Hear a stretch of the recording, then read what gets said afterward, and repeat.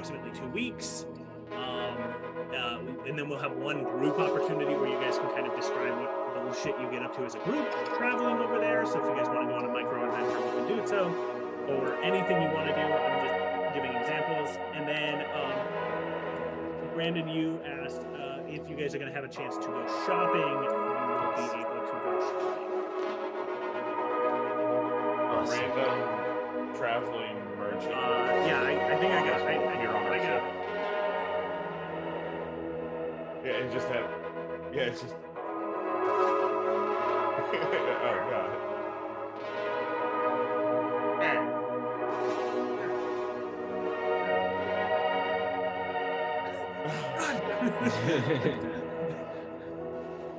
So what if we learn how to cast major image? We just have Sven be like waves. Oh my god! If you all kill Sven and then proceed to lie to the for the campaign. Oh, that'd be hilarious. A little part of me is like, Just major image. Do you guys really want to start Drizzle's villain arc? Is that what we're doing right now?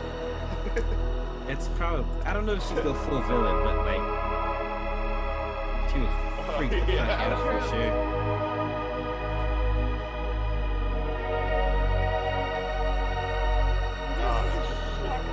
You never pointed yourself.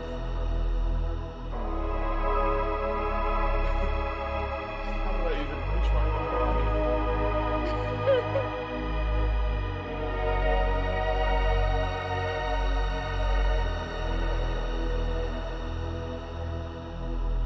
Yes. Oh my god. On Fuck Mountain. Sounds like. Ran ahead with the super room. Yeah. Perfect. Oh my god.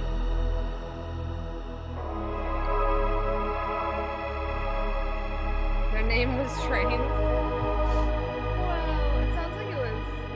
Sounds like it was a blast. well, Dylan's character was gross.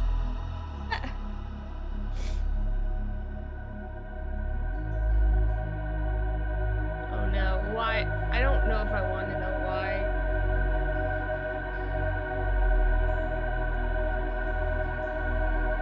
Okay.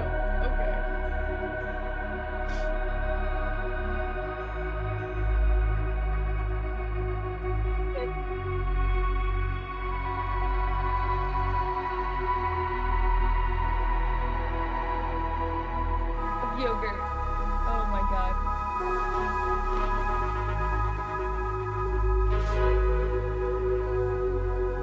Perfect. Like an ooze. Yeah.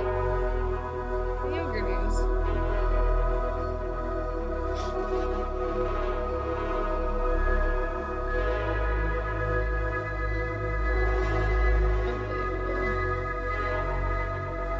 God, Gert. No, Daniel. Love it.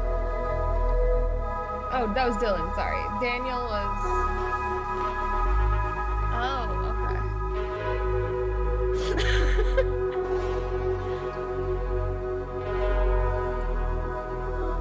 Daniel did not play. James is in my room now. Just the way that was delivered. I'm not sure.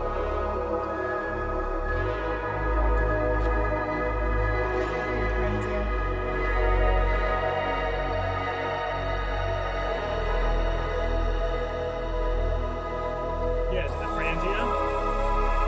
The top left corner. Oh shit! Jesus Christ! When you see it, you see it. Fuck.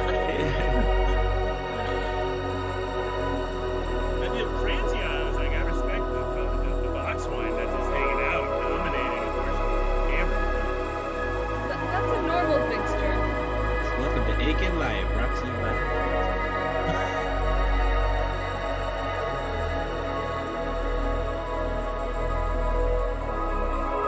You guys know there were different kinds of poisons? I didn't know that, like, mechanically they made that. Yeah. When I get to pick those, or just the basic? I mean, if you can ask around, and I'm gonna see how I can. Okay. Yeah. If you're like, I want purple, which is like the strongest poison. there's one that blinds you. Yeah. That one's pretty dope. Yeah.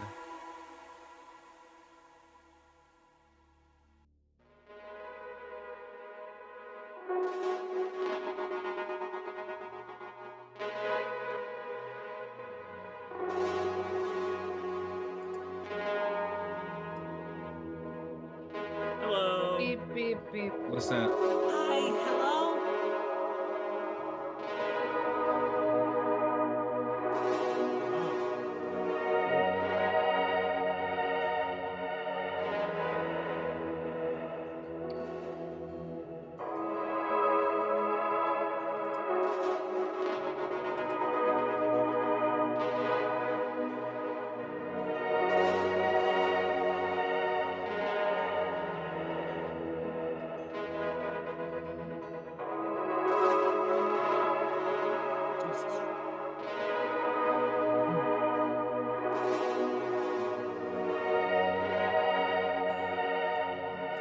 That sounds good.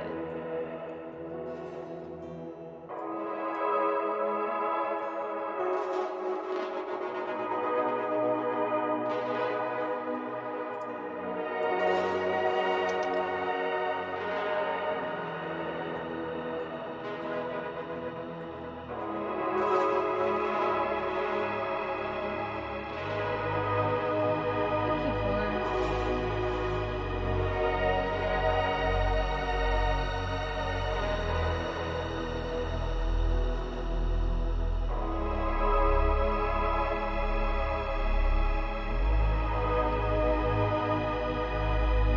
It's nice to Okay, can you guys hear that voice? It's nice to meet you. Yeah. Not quite that sure.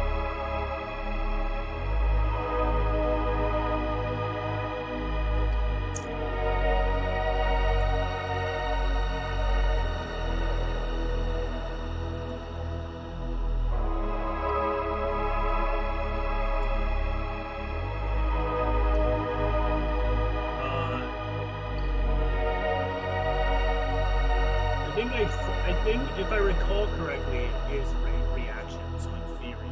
Yes. Yeah. It is a heavy object. Like once you pop it out as a tower shield, it is a tower shield. So that's not easy to move around.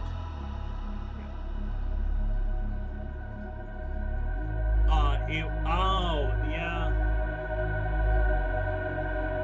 I think it requires a bonus action.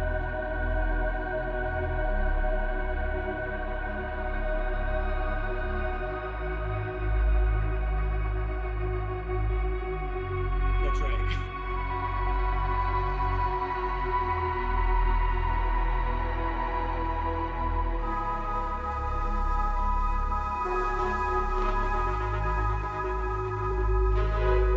I'm gonna be a real bastard here.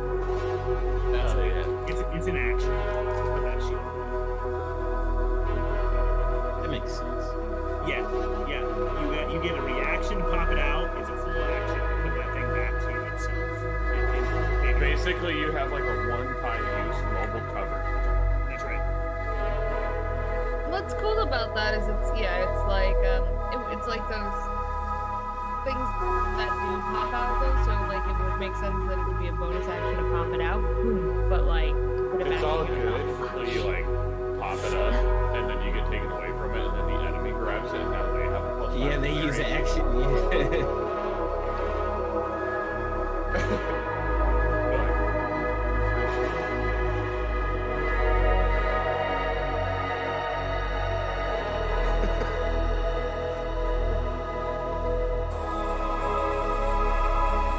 Have a 0 strength, and I'm laughing at that.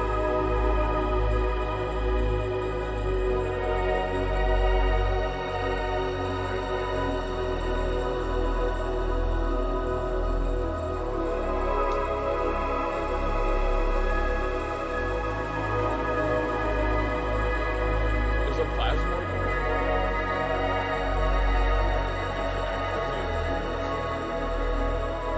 So we had 2 non-human plasmoids.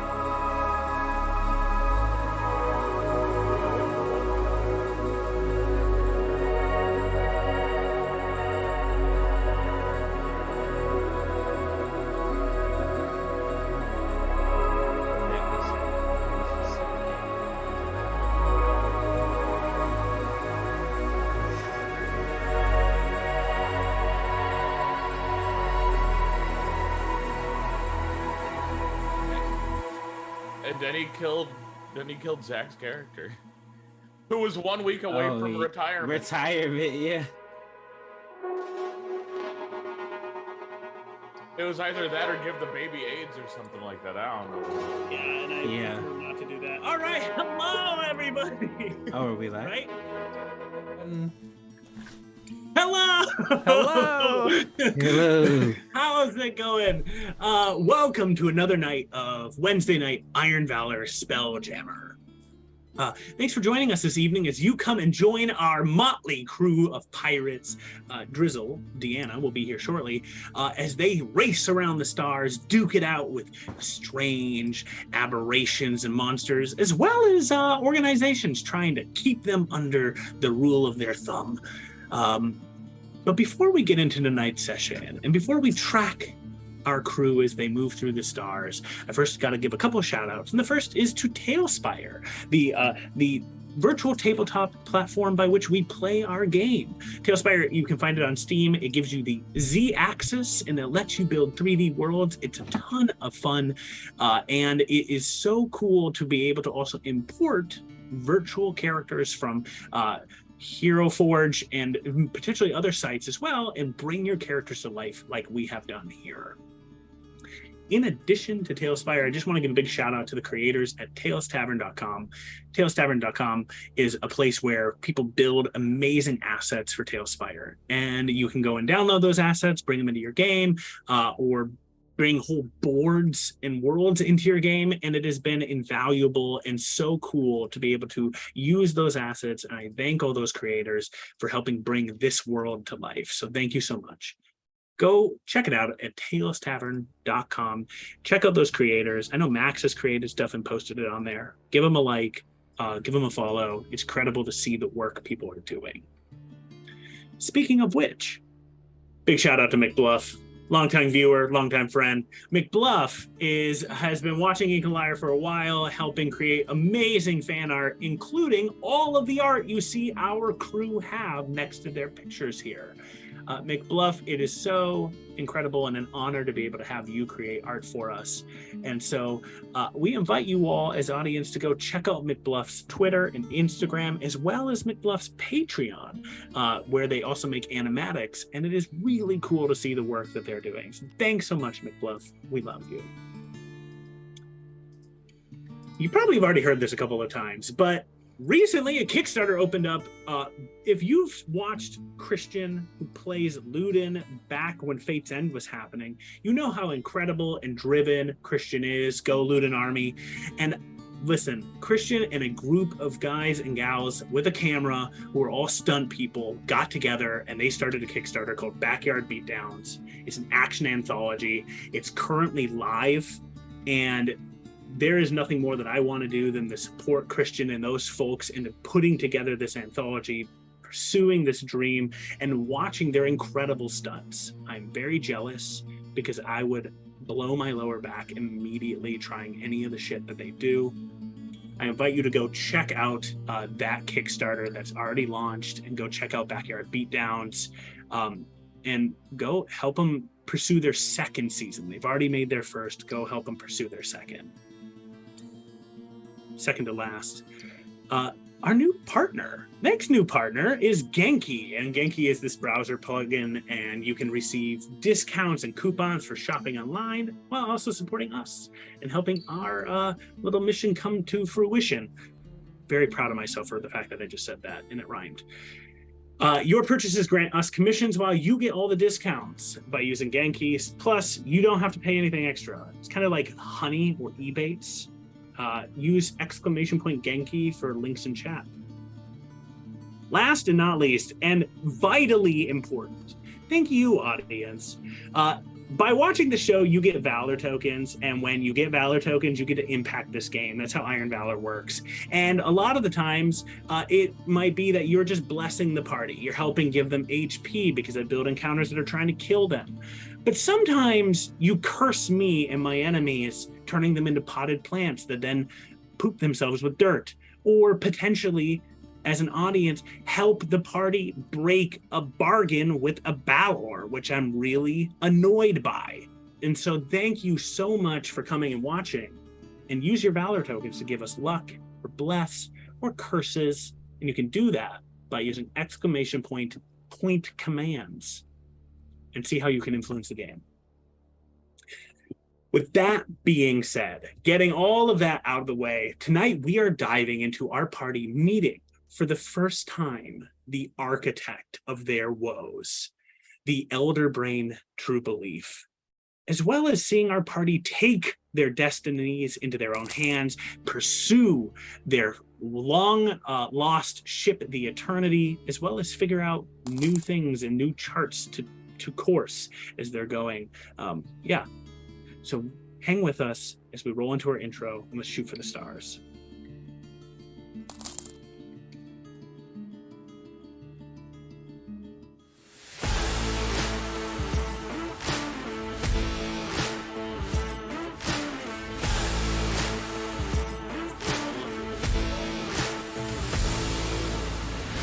Do we need Tailspire too? Okay. I know it's a little, I realize now it's a little late.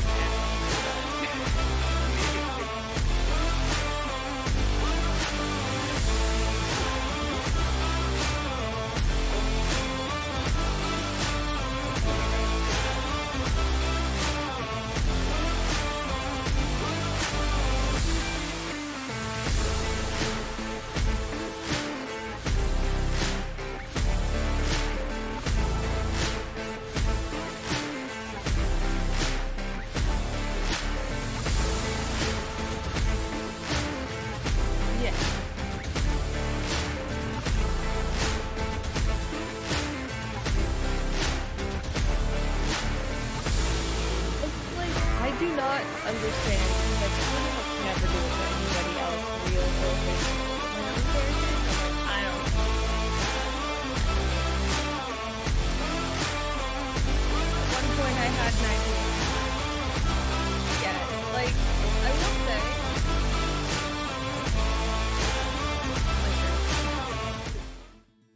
And hello, welcome back. Welcome back. As we come into our session this evening, our party finds themselves standing within the kitchen of the Spelljammer ship, the Prometheus. Having recently baked cookies, placed them in the oven, and started a timer, our party had a moment as you all stand there in the kitchen, reflecting on some of the things that you've learned and uncovered over the course of the last couple hours and day. First, you held a party celebrating your victory over the Dread Pirate Smolder, the now recent promotion of Captain Leon Greer, nay, Dread Pirate Leon Greer, as one of the Dread Pirates of the universe. And you also celebrated the promotion of an ally of yours, now gone, Geoffrey, who has also become a Dread Pirate. He's dead. Amidst those celebrations, you also competed in a tug-of-war competition, joined forces with your small teams of 3, and inevitably helped Geoffrey win not only the competition, but the hearts and loyalty of many of the Reavers that you recently had defeated. Many of our characters here had opportunities to connect with one another, to share stories, and to build relationships with each other. Jasmine and Lore were interrupted at one point during a particularly intense conversation. Koba and Drizzle, Koba being the Cambion from Dis, had a very heartfelt connection with one another. Bleasnoik spent most of the evening drinking and hanging out with Franklin, building various tinkers and also just working away at things. And Leon, you had a chance to connect not only with Geoffrey, but to talk a little bit with Oksani and others, really being able to let loose for maybe the first time in a long time, as you all had a chance to breathe. One of the big things that happened last session, and I just want to note it quick, is that Jasmine, working with the Prometheus cleric, Yagi, used divine intervention. Thanks to you jerks, the audience, were successful in rolling the check and causing Yagi's god to show up and help break the bargain that you struck with Balthazar Brand, the Balor. This bargain prevented any one of you as a crewmate to get within 5 feet of the Tablet of Fate, and that deal is now broken. If you need to, you can now touch or hold or do whatever you need to with that Tablet of Fate that Leon currently holds. With that being said, as our crew found their way down into the kitchen, they had an opportunity to connect with Oksani. And Lore, you spoke with Oksani, learned that she is part of a secret society along with other members of past lives that you've worked with, working seemingly for some grander goal. As she parted ways with you all, leaving you in the kitchen, Drizzle had brought Sven, the now liberated Mind Flayer, along to watch the cookies be baked. And it is in that moment, as you all find yourselves in that room, you have a moment here. You're catching up on what you've discovered, and you hear, "Is this the crew or former crew of the Eternity?" A voice enters your minds, a voice that you do not recognize. It is not Sven's, but you see the Mind Flayer. Tentacles that have been sheared partially off is now rolling on the ground, convulsing as all of you stand in the kitchen. You hear the tick, tick, tick, tick, tick of the timer for your cookies that are still in the oven as you all hear this voice. And you know none of you, as you look around, said anything. You are alone in this room with Sven. What would you like to do?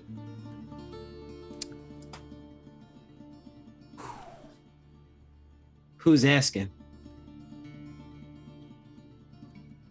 Allow me to introduce myself. We are True Belief. We are the whisper in your mind. And I wanted to take an opportunity to meet those very curious individuals who are part of this story.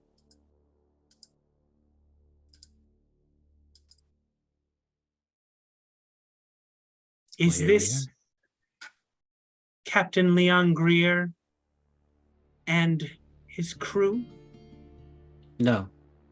This is Dread Pirate Leon Greer and his crew.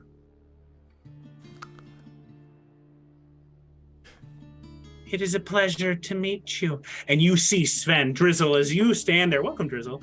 You all find yourselves in the kitchen, but you see Sven sort of seeming almost to resist what is going on here, but laying upon the ground and only this voice. And you get this sense as you're hearing the voice of True Belief. It's like the tickle of a feather on your mind. It is nearly imperceptible, but even in what you perceive, it is loud in your mind. It is like the sound of a bug buzzing as you try to sleep. It's quiet, but ever present. Welcome, Raiders. Welcome, Good Raiders. time. Totally stealing my style. As you all watch Sven lay on the ground, you hear again the voice, and you hear it as it echoes through all of your minds at the same time. Shh, Sven, you know we love you.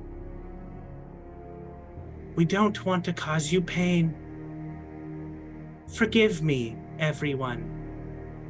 To communicate through Sven because of what you've done, and you look at Sven's sheared tentacles, is costing me significant effort. So we will keep this conversation brief. Does it look like, oh, this is a magical thing that's happening to Sven that they're trying to resist? Or does it look like this is a physical thing that's happening that's going to leave lasting damage? Yeah. Make a medicine check. I was Great at those. kind of wondering the same thing. I wanted to see if maybe I could Arcana know if how they communicate. Is it a spellable You effect? can give it a try. Okay. 19 minus 1 is an 18. 18, Got it. right. Witnessing how it's working. 19 plus 9 is a 28. It's 19. 28. Yeah, so we got the same roll. It looks a little different. Jazz. Because I'm gonna I start think with the questions are also different. Because I'm going, is Sven gonna be all right? And Jazz is like, Can I break take a this? look at that. Yes. Man, I'm gonna start with you. Takes out the With your scalpel. with your Arcana check, none of this looks significantly magical within any of the 8 schools. So you have no idea. Cool. You think that whatever's happening here is more powerful than any of the magic that is happening in the 8 schools, and is something entirely new to you. For Drizzle, as you are looking at Sven, as you stand next to him, you hear again the tick, tick, tick, tick, tick of the timer for the cookies that are currently in the oven. As you see Sven rolling on the ground with an 18, you think that no physical damage will happen. Damn. Jasmine's Okay. just instantly turned on by this raw power. I was gonna say it too, but I didn't. It's like Jasmine gets a little. Well, Drizzle comes down to the floor and is like holding Sven's shoulders, trying to, I don't know, at least stop them from hurting She was themselves. asking so she could maybe dispel it and save him. Okay, but now you're a little stronger Since than the 8 schools. It's a call out, but it's an accurate one. we are meeting for the first time, I wanted to start our meeting by inviting you to say anything you would like to me. I feel like I've known you for so long and have watched you grow up. And I would love to hear what you have to say to me for the first time. Fuck you. Why do you sound like that? The laughing You is out of sound very character. small and stupid. Your anger is reasonable.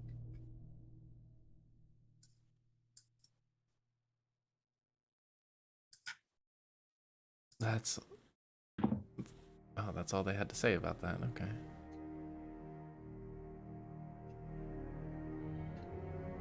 I don't think we have much to talk about.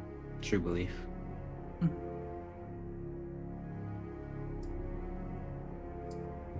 Why are you controlling people? I imagine it's a little bit like breathing for someone like them. Not too far off, Jasmine. Lore, Mavari. It is good to see you again. I control people to help bring the best of themselves to this world. And who gets to decide that? You? Yes. Most people in this universe are like small, tiny specks who play with swords or magic or with just ambition that is beyond their understanding and capacity. Like all of you, you are just individuals. We can do so much more than you. So we help those people join the collective and achieve something greater.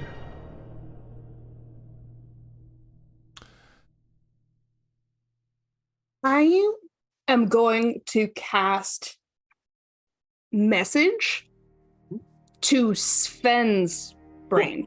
Yeah, Brad. Yeah. You cast this message. Are you hear me? Are you still there? Help me. Save me, please. Okay, Come in. yes, I'm here. We're working on it. Okay. It hurts. It hurts. Okay. I'm not a support. There's jack shit that I can do in this situation. So you say that. As you're thinking about that for a second, there's another beat. That answers your question, Mavari. Yeah. I know this conversation will be short, but I have a question for you all. Would you be interested in joining me and working with me? What do you think the answer is going to be? I would hope it was yes. I know it will be no. But I wanted to give you a chance before you eventually met your end. How kind of you. We all meet our end eventually. I have killed adventurers smarter and stronger than you, who have come to my door.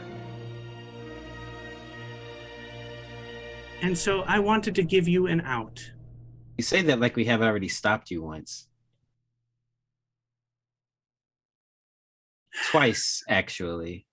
Twice? What do you mean? Once back at the academy. And just now we stopped you from splitting the multiverse apart. It is an obstacle. Yeah, I'm pretty stubborn. Why did you kill Dread Pirate Smolder?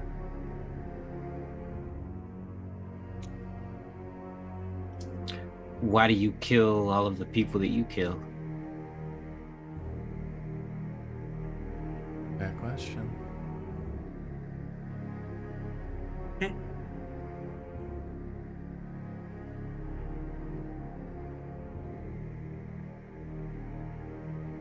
I'm sorry, did you particularly like that pawn? No, it's just not a line of thinking or questioning that's going to reveal anything now. Why So do you from- want to know? What are you after talking to us? If you are so interested in enlisting us and you knew it wasn't going to work, why would you be wasting your time here? Is it a show of power? Because that's not going to work. I'm sorry. You are right. I wanted to just be kind. I don't believe you. I'd Okay. like to insight check that ethereal voice in my head. Yeah, make it with disadvantage. Oh, I already had a +0. You didn't have to do that. Yeah. I'll just go ahead, Jess. Did that really just happen? Hang on. Did you get 2 nat 20s? I think I might have just done that. Yeah, 2 nat 20s. No Holy way! crap. God damn it. That is insane. Jasmine, in these 2 nat 20s, as you make this insight check, is there a specific kind of question you're trying to answer for this? I know you're kind of asking the question, is True Belief trying to be nice? But is there something greater to that? This is nat 20. You can kind of really investigate a question you want to pose. I'll answer it for you within reason. I want to know its intentions. Yeah, Like, rad. obviously, the kindness is bullshit, but I want to know, like, what is it after here? Jasmine, in this moment, you're like you're thinking about how True Belief is talking to you, and True Belief posed the question, why did you kill Smolder? True Belief, you are recognizing that True Belief kind of seems to very much be like, I'm in a position of power, and I'm just meeting you, I'm not too worried about that. And is trying to get information from you, and trying to meet learn more about you all. But you realize with a nat 20 that by asking, why did you kill Smolder? True Belief, you know, was looking for the Tablet of Fate. And you know Smolder was looking for it too. True Belief is trying to figure out what happened. You, in a nat 20, also can read the sheer comfort of True Belief in this moment. That True Belief, like, wholeheartedly believes you all don't know where they are. Awesome. Jasmine is going to take out a quick little notepad rather than saying anything with her mind, because that could be dangerous. We'll write down, doesn't know where the tablet is, thinks we don't either. And we'll display that to her companions.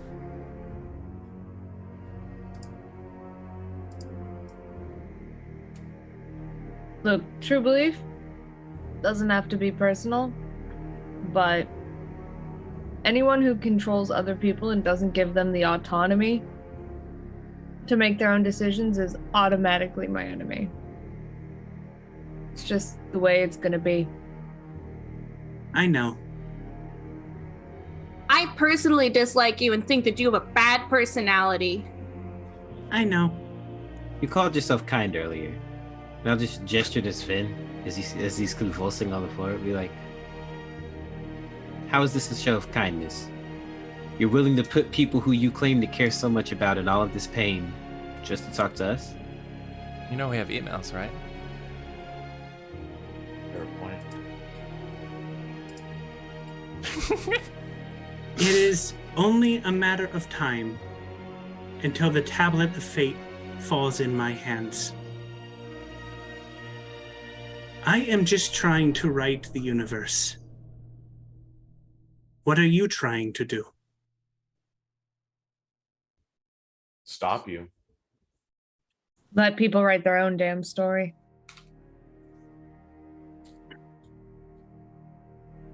You are each part of an amazing story. And sadly, that story will end soon. It was a pleasure helping get you to where you are. And it will be a pleasure ending your stories at some point in time. You're not about to tell me that all of the work that we have all put in, all of the countless hours that I've spent crafting my spells and learning the knowledge of the universe was you. Our achievements are our own, thank you. Are there any other questions you have before I leave you? Yeah, where's your weak spot? I don't have one, unfortunately. It's a great question, though. Mine is my ass, and you have to kiss it. Noted. I've got a question. What do you want to rewrite the universe into? Why do you want this so bad? What's your idea of a utopia? Right now, there is a hole in the pantheon. One of the gods has gone missing, and things are not right. My wondering and curiosity towards you all would be that whomever has the other tablet and would refuse to give it to me, they are willing to let a void remain in the pantheon and let chaos reign. Why do you think you have to be the one to fill it? Because I bring the best of people, the best out of them.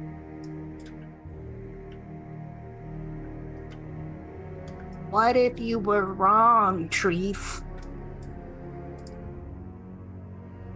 You watch as Sven, laying there, like a smile sort of forcibly pulls itself on Sven's face. Creepy.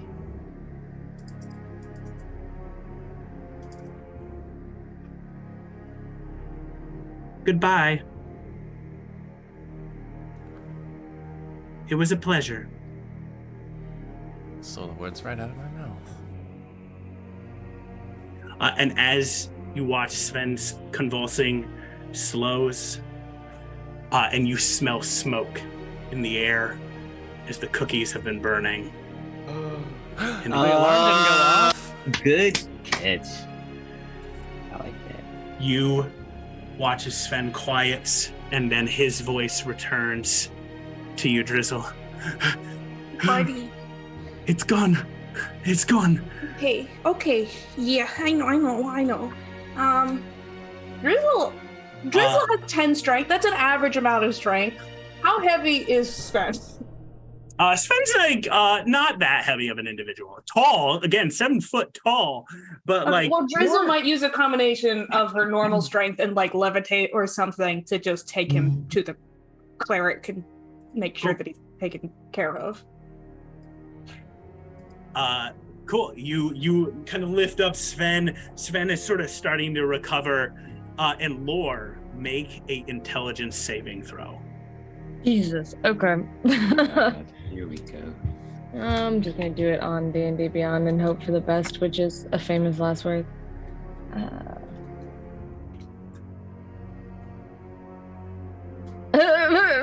6.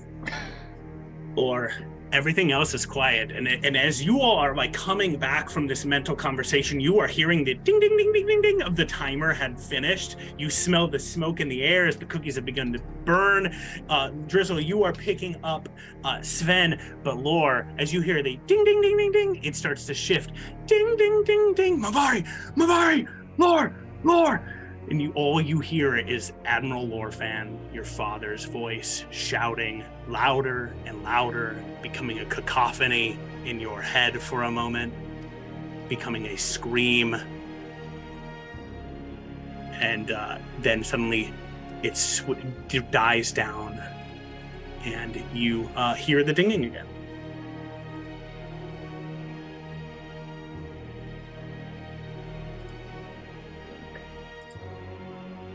I'm gonna step out for a second. And Laura just kind of books it. Just outside the door is just kind of like back against the wall and just like. What goes through Lore's head in this moment in time? There's like 3 things that come up pretty simultaneously. The first one is that he's in trouble. The second one is that no, true belief is just fucking with me. And then kind of comes around to, or maybe there's, the connection because he's connected to true belief and they sense that I'm there, like Lore has no idea which one it is. Yeah. And it's just kind of like, all right, shit, get it together, dude. Like, is kind of Lore's. Yeah. You start to kind of like hone yourself, taking deep breaths. You feel for a moment, as you are in this moment of having these 3 thoughts raging in your head, you're trying to catch your breath. You're trying to still yourself a little bit. And you feel this warmth around you. And you see as sort of you are just radiantly glowing in this moment as you are taking these breaths and begin to solidify into a sense of self again. Jasmine looks over from where she was saving the cookies because she was very excited to finally make something that was edible. Kind of squints. Oh, wow. Some might say you're glowing. That's new. At this point, yeah, Laura's kind of like, because kind of it was like around the corner, and then kind of when she's getting her shit together, she kind of like, okay, kind of leans in, and Jazz says that, and Laura's like, yeah, I think that's I don't know, paladin-y shit.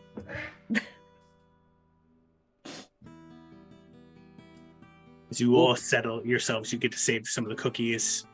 Go for it, Jazz, if you had something. Did you have something? Oh, okay. She's trying to salvage the cookies. You make a D20 check with survival. The rest of you are able to kind of settle yourselves, and a couple minutes will pass. If you want to describe what kind of goes down over the course of the last couple minutes, you are kind of just finishing out having just had an interaction with the Elder Brain True Belief. Laura's gonna come in and sit down. Oh, Jasmine, you're getting better at cooking, or at least salvaging. Jasmine used magic to make herself have proficiency in survival for an hour, so that helps. High roll doesn't hurt. I think this was just an extremely lucky occurrence. And Koba also gave me a recipe, and that helped quite a bit. As you say these things, Jasmine, roll a d10. This is the number of cookies you are going to save. Okay.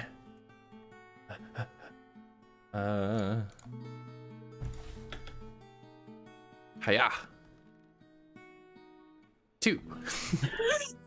You managed to save 2 cookies like perfectly. You get some salvageable ones, but you have 2 that are like solid, like perfect looking cookies. Drizzle, as Jasmine finishes that up, Drizzle, you have walked with Sven and you have a couple minutes. What is Drizzle doing? Not a huge amount, not anything that I think we would have to do a scene for necessarily, but she's pretty shook up. She feels like she's definitely, in a strange way, like failed Sven when she had just had herself, oh, I get to protect somebody and show them the ropes. Then Sven is immediately completely overtaken and dragged back into the hive mind. So she's doing her best to try to be there for them now and do what she can do to make up for what happened. As you are kind of looking at Sven is sort of seems kind of a little sweaty, tired, exhausted, breathing heavy, but looks up at you and again sort of reaches up one of the 4-fingered hands and touches you on the shoulder. And you have this moment again, Drizzle, where you are reminded that if you would want to, you could imbue Sven with some power. But that would have to be your decision. But as Sven touches you on the shoulder, Sven looks up and says, I'm going to be okay. It seemed to have taken a lot out of True Belief to go and talk to you. I'm glad it sucked for him, but I'm sorry that had to happen to you. I hope it doesn't happen again. Yeah, me too. Are you like physically, like, does it, I mean, you said he's not there anymore, but like, do you feel like there's like a hole in your brain? Like, did he take part of did he chunk something out? Or are you feeling whole and good? I feel whole. I think the more time that passes, the harder that would be for True Belief. Simply because of how newly severed I am. It is easier. Okay, that's good. That's really good. That's okay. Yeah, Drizzle will ruminate more on that, and she's not gonna pass anything on to him yet, because he is not yet. He's gonna sound very therapy. He is not yet at a stage where he could possibly consent to something like that. Yeah, for sure. Yeah. And she wants to be able to ask him without him feeling like he has to say yes. So you know how you just worked for an overlord that made you believe things? I have another one. Please, Leon, is there anything you all want to do in just a couple minutes post, or what's going on for you two, either of you, a couple minutes post the interaction? Just gonna look around and just get a read on everybody after interacting with that. There wasn't a lot really to say to some kind of creature like that. But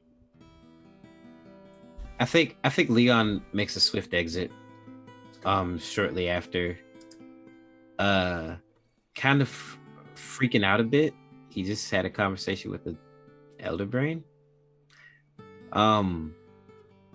He's gonna go back. He's gonna go back to the captain's quarters. He's gonna because he's been holding onto the tablet this whole time, just kind of in a bag or whatever. He's gonna take it and he's going to very deliberately stuff it in the portable hole, and then keep it in there, thinking that maybe with it being like in its own little pocket dimension, that True Belief won't, like, just like as a mental thing, like, we have to keep this safe. Like, the gravity's really weighing on him right now. You pull out this tablet of right, Mike, as you shift it and get it into the portable hole. Again, you pull out what appears to be an entirely obsidian stone tablet, a pretty sizable one at that, and you can see what looks to be like quartz and granite stars sketched across it. As you pick it up, you feel, as you're talking about this weight of the gravity of it, you feel itself almost pulling down on you, a weight and a power to it of itself. You can sense how magically arcane or potentially divine this object is. But again, as you're kind of holding it, You just stuff it in the hole. There was no moment for you in that opportunity to kind of like explore its magical sense, but you know it. You are reminded of just how powerful this thing is. I don't want to interrupt whatever you're doing, but can Jasmine come get you? Or come find you? With a cookie. That's Don't steal my thunder. After he's put the tablet in the hole away and everything, yeah, that's fine. All right. So, well, she saw you leaving distraught, and after the cookies were cool enough, she's gonna bring one of the 2 good ones and come to you. Just knock on the door. It's open. Okay. Knock on the open door frame. Oh no, he said it's open. Oh, okay. Yeah. Open the door. Hey. Leon, are you all right?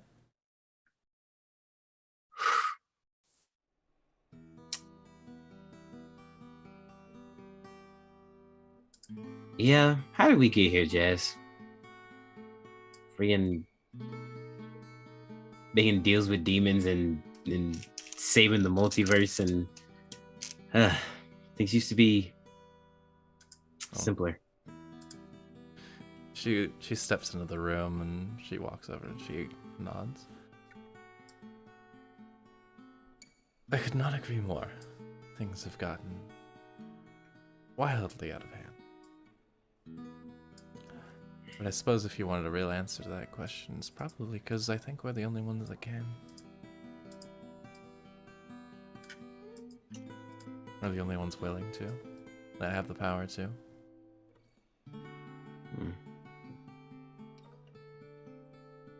She offers you the cookie.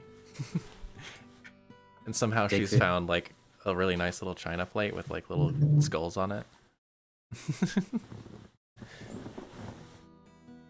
He takes it, and as he does, I think he notices your Jazz's pinky missing. Be like, does it hurt? Not anymore. At the time, I guess at the time it didn't really hurt either, but a little bit after. Sure. Yeah. Probably have Bleed so I can make me a new one. Do you think we're...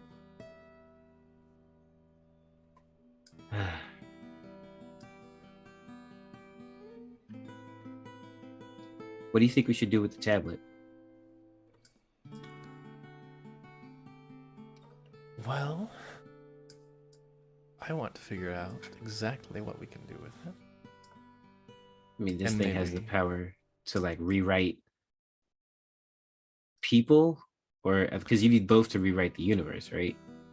We had guessed that it could rewrite people, but that was before we knew that an elder brain had taken control of the academy. So maybe True Belief just did that. I have no idea what you can do with one of these, but I know you need both to make a new pantheon. But it is a very powerful thing that could level the playing field for us.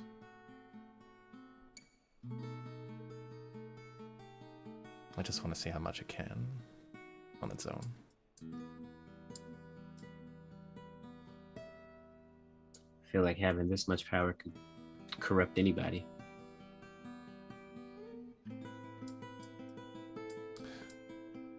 Potentially. Guess it really depends on where your heart's at.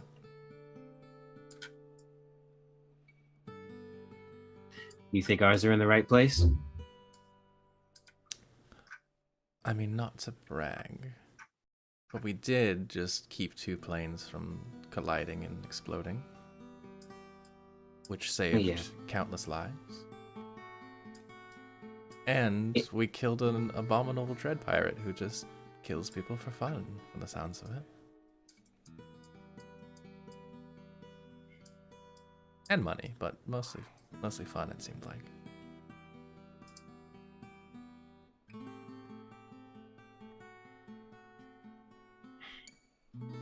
Yeah. I guess right now we should just focus on stopping True Belief. I just can't help but wonder what we're gonna do after that. I mean, we're just academy dropouts. Like, I mean, don't get me wrong, we're damn good pirates, but like, she puts a hand on your cheek. She says, "You know damn well we're more than that. The academy wasn't good enough for us."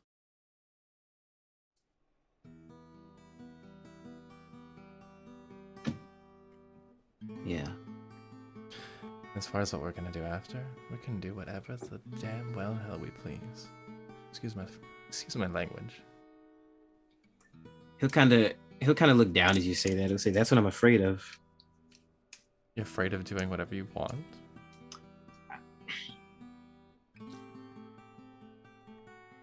There's always some new adventure, some new quest on the horizon. You always get us into the best trouble. I'm afraid of what could be done after all of this is over. With one or both of these things, what do we destroy him after? Do we just hold on to him and never use him? Oh, I see.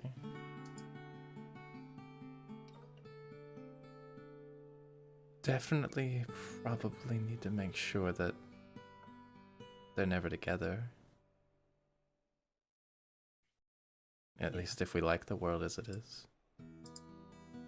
Or we could rewrite everything we want to. And that doesn't make us any better than True Belief, does it?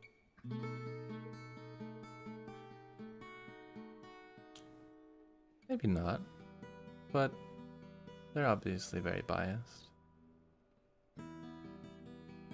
Do you two have this conversation with these questions lingering about what do we do next? What do we do after all this that we find ourselves wrapped up in? Does that sits on Leon? Does that sits on Jasmine? You depart from this conversation, and I'm going to ask you two just for a second here. As this conversation kind of ends, and there's space, and there's some time. Correct me if I'm wrong, but it sounds like Leon, and frame this in the way that you need to, but it sounds like Leon's like, what do I do? What do we do once we stop this creature?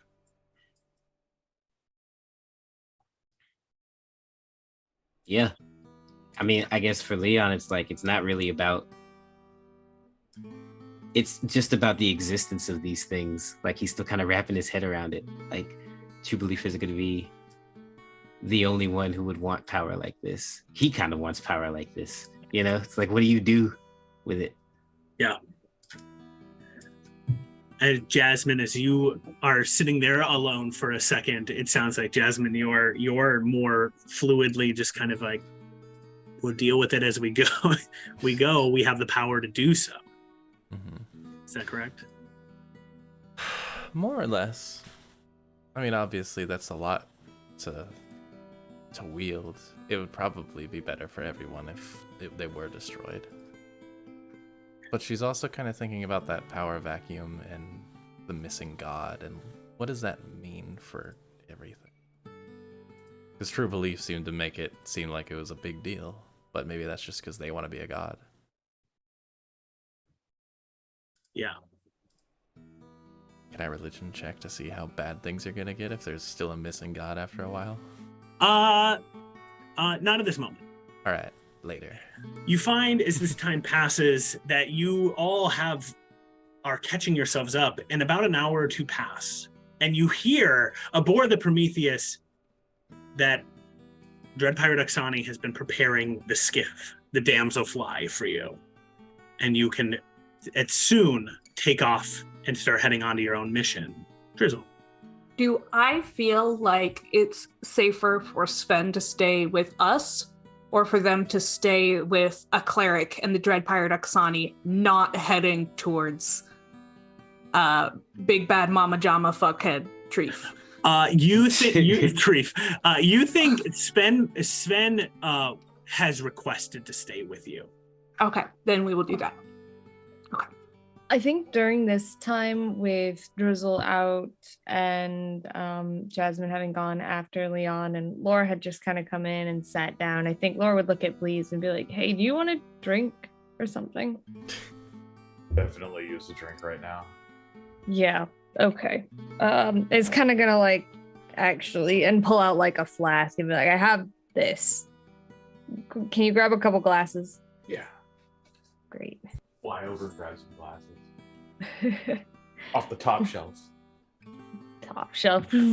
Taller than Laura can reach. Why do we even have shelves this time? Maximum storage, clearly. It's fair.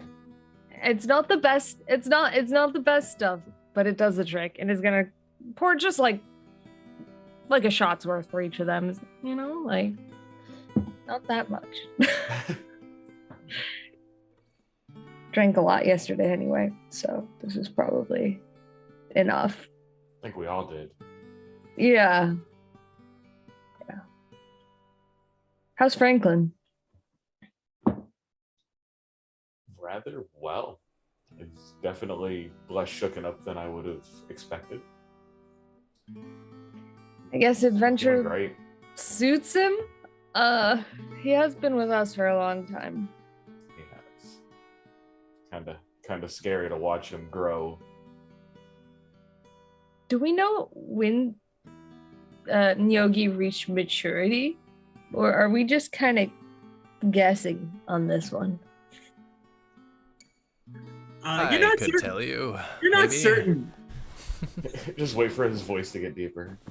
Okay. Spider puberty is gonna be weird. Spider puberty. I think we're in the midst of spider puberty, perhaps. We get back from the mission. It's, hey, Dad. Oh, Oh, no. Do you think he's gonna want to come with us? I have a feeling he's going to want to. What are you feeling? I mean, with what we're planning to do, if we fail, everything's gone anyways. Well, shit. I mean, don't sugarcoat it, please. Jeez. No, you're right though. And even though Oksani's really powerful, if anything, this proved that anyone can fall. So maybe he's as safe with us as he's gonna be anywhere else. Rather be there and be responsible for what might happen rather than not have an opportunity to save him myself. Yeah, I mean, obviously it can go badly, but I mean, not to be dark about it, but then at least the only people we can blame is ourselves. It's true. Well, I know it's been a while, but everything was pretty hectic. It's good to have you back. I'm glad you're not dead. I'm glad I'm not dead either. Yeah. I'm not ready to be a parent. I mean, I know Drizzle has it pretty well under lockdown, but She does. I'll keep the aunt position personally. She I'd rather does be a not, just to bad- be Oh, it does. She does. I'd rather be a bad influence than have to be a good one. I guess we should get ready. You step out, parting ways, and you start to get ready, yourselves ready. Franklin has rebuilt the armor with you, Bleeze, and is walking around. All right, let's do this, Dad. Mom. Aunt again. Uncle. Let's do it. Fam. bam. And you Let's do this. all start to make your preparations as you get aboard the Damselfly. You see this Spelljammer ship looks like a giant like fly. You had pulled it off of the Reaver ship, that nautiloid, and you are able to fly it. This is a pretty quick ship with very little cannons. It doesn't have one you see that has been mounted on it, but it's more of a stealth ship. These very, very quiet ship. Nice. Before we go, I need to give the other cookie to our cleric friend, whose name escapes me at the moment. Yagi. Yagi, yes. Every time you say it, I'm like, yes, of course. But then as soon as you stop talking about it, I forget. As you come down to give the cookie to Yagi, Yagi takes it from you, slaps you on the shoulder, and says, takes a bite of it. I didn't think you had it in you. I didn't either. Well, thanks. Thank you. You helped us quite a lot, actually. I'm not here for goodbyes, so get the hell out of here. See you again soon, hopefully. Yep. You should shuffle on off. And the damselfly is prepared for you. Oh, yeah. You can all board if you would like. If there's any final things you would like to do, otherwise you will board the damselfly and start heading off. Say bye to Oksani. Yeah, it doesn't need to be a scene, but Laura would definitely quickly say goodbye. You see, she sort of gives you a hug, holds your hand for a moment, squeezes it, and says, "See you soon." See you soon. Take care of yourself and everybody else. I will. She salutes you, Dread Pirate Leon. Dread Pirate Oksani. And you all can board the damselfly. You jump on the ship. You set into the Spelljammer helm. Which one of you is piloting the ship? Jazz is okay to do it or not do it. It's fine. She kind of looks at the tablet during the ride, though. I could drive if you want to look at the tablet. Yeah. I got the tablet hidden away. Where are we headed, gang, as you start to take off? We're going to Meckle the Anus, I believe, because they were taking the Eternity in that direction, right? That is right. Do we have a specific, do we know precisely where they are, or is there a way for us to tell precisely where they are? We have the map that can somebody find give me whatever we want. A shipwright check. I will not be doing that as the only person in this crew who is not proficient in this skill. Oh god, I rolled a 10 for a total of a 19. Okay. I mean, that's pretty good. Wait, what'd you get? 19. Oh, okay. Yeah, you don't have a precise location, but you know where they're headed, so you can just the line in which they're going to travel, so you can meet them there. I've been there once. Yeah. More like this is the way they have to go, so we can just catch them on the route. We kind of know we can set up an ambush. Is there? Right. You're the only one who's been there before, right, Noink? Yeah. Is there a large bush or some other place to hide? I didn't mean anything by bush. Actually, I really meant it for camouflage purposes. There's a really thick gaseous cloud that surrounds part of Mechanus. Great. Yeah.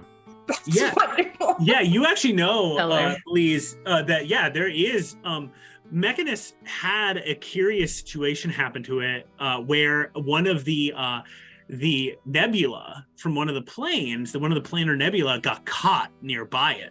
And so there is a gaseous cloud similar to the other nebulae that you've bumped into before, that surrounds a portion of Mechanus that you could hide in if you wanted to. Yeah, Mechanus suffered a minor gaseous accident with one of the nebulas quite a while ago. So that might be a good spot to A gaseous ambush. accident. Yeah, Yeah.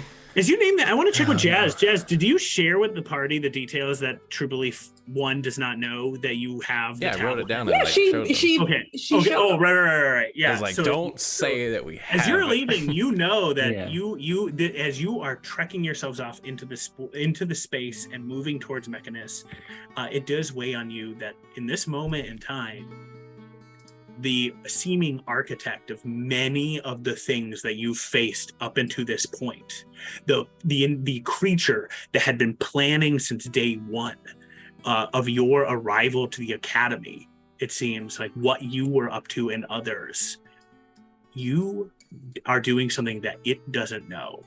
Could I have a suggestion for the argument that is inevitable to come between Jasmine and Leon? I'm thinking I can You make an already air knew. bubble around Jazz's head and we can put her in the hole and she can do whatever she needs to do in there and not out here.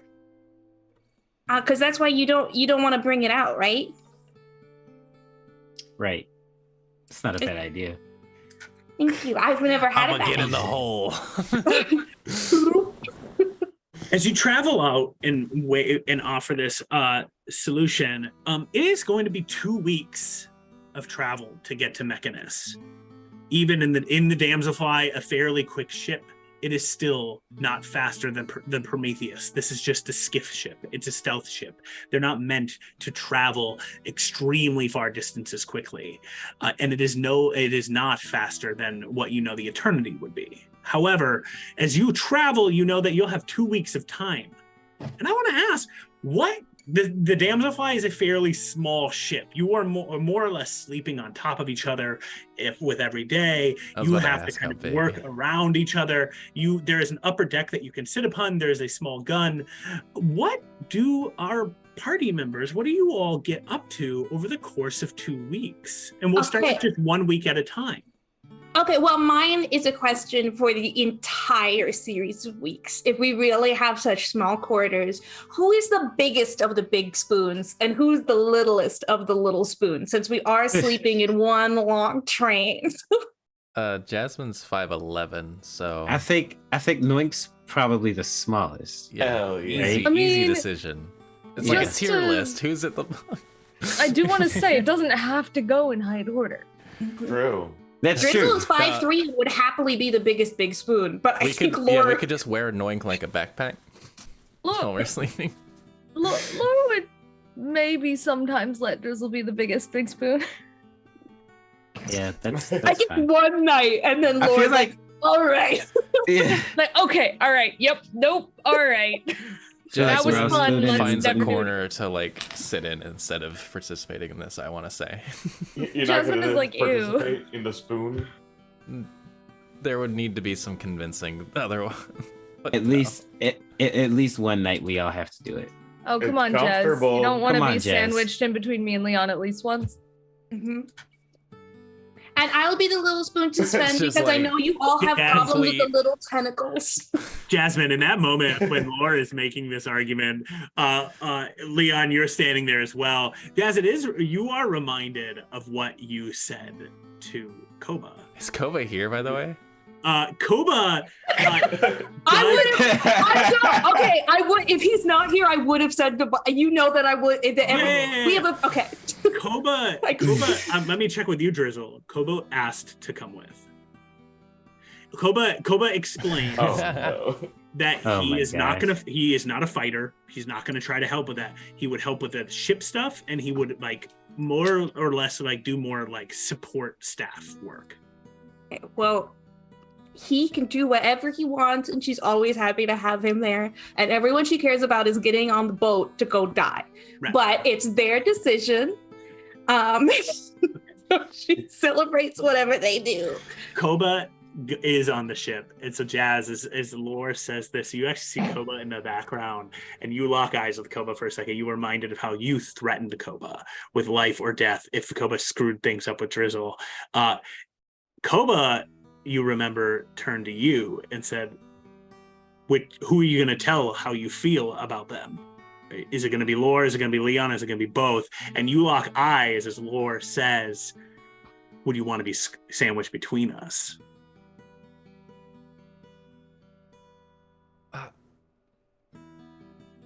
Lore, completely unaware of any of this, is just like Right. raising an eyebrow at you, like,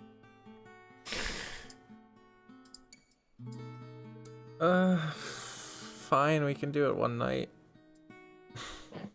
Yeah! Oh, no. Slumber party! Woo! Slumber party. Yeah. Franklin like belly flops on. Dog pile!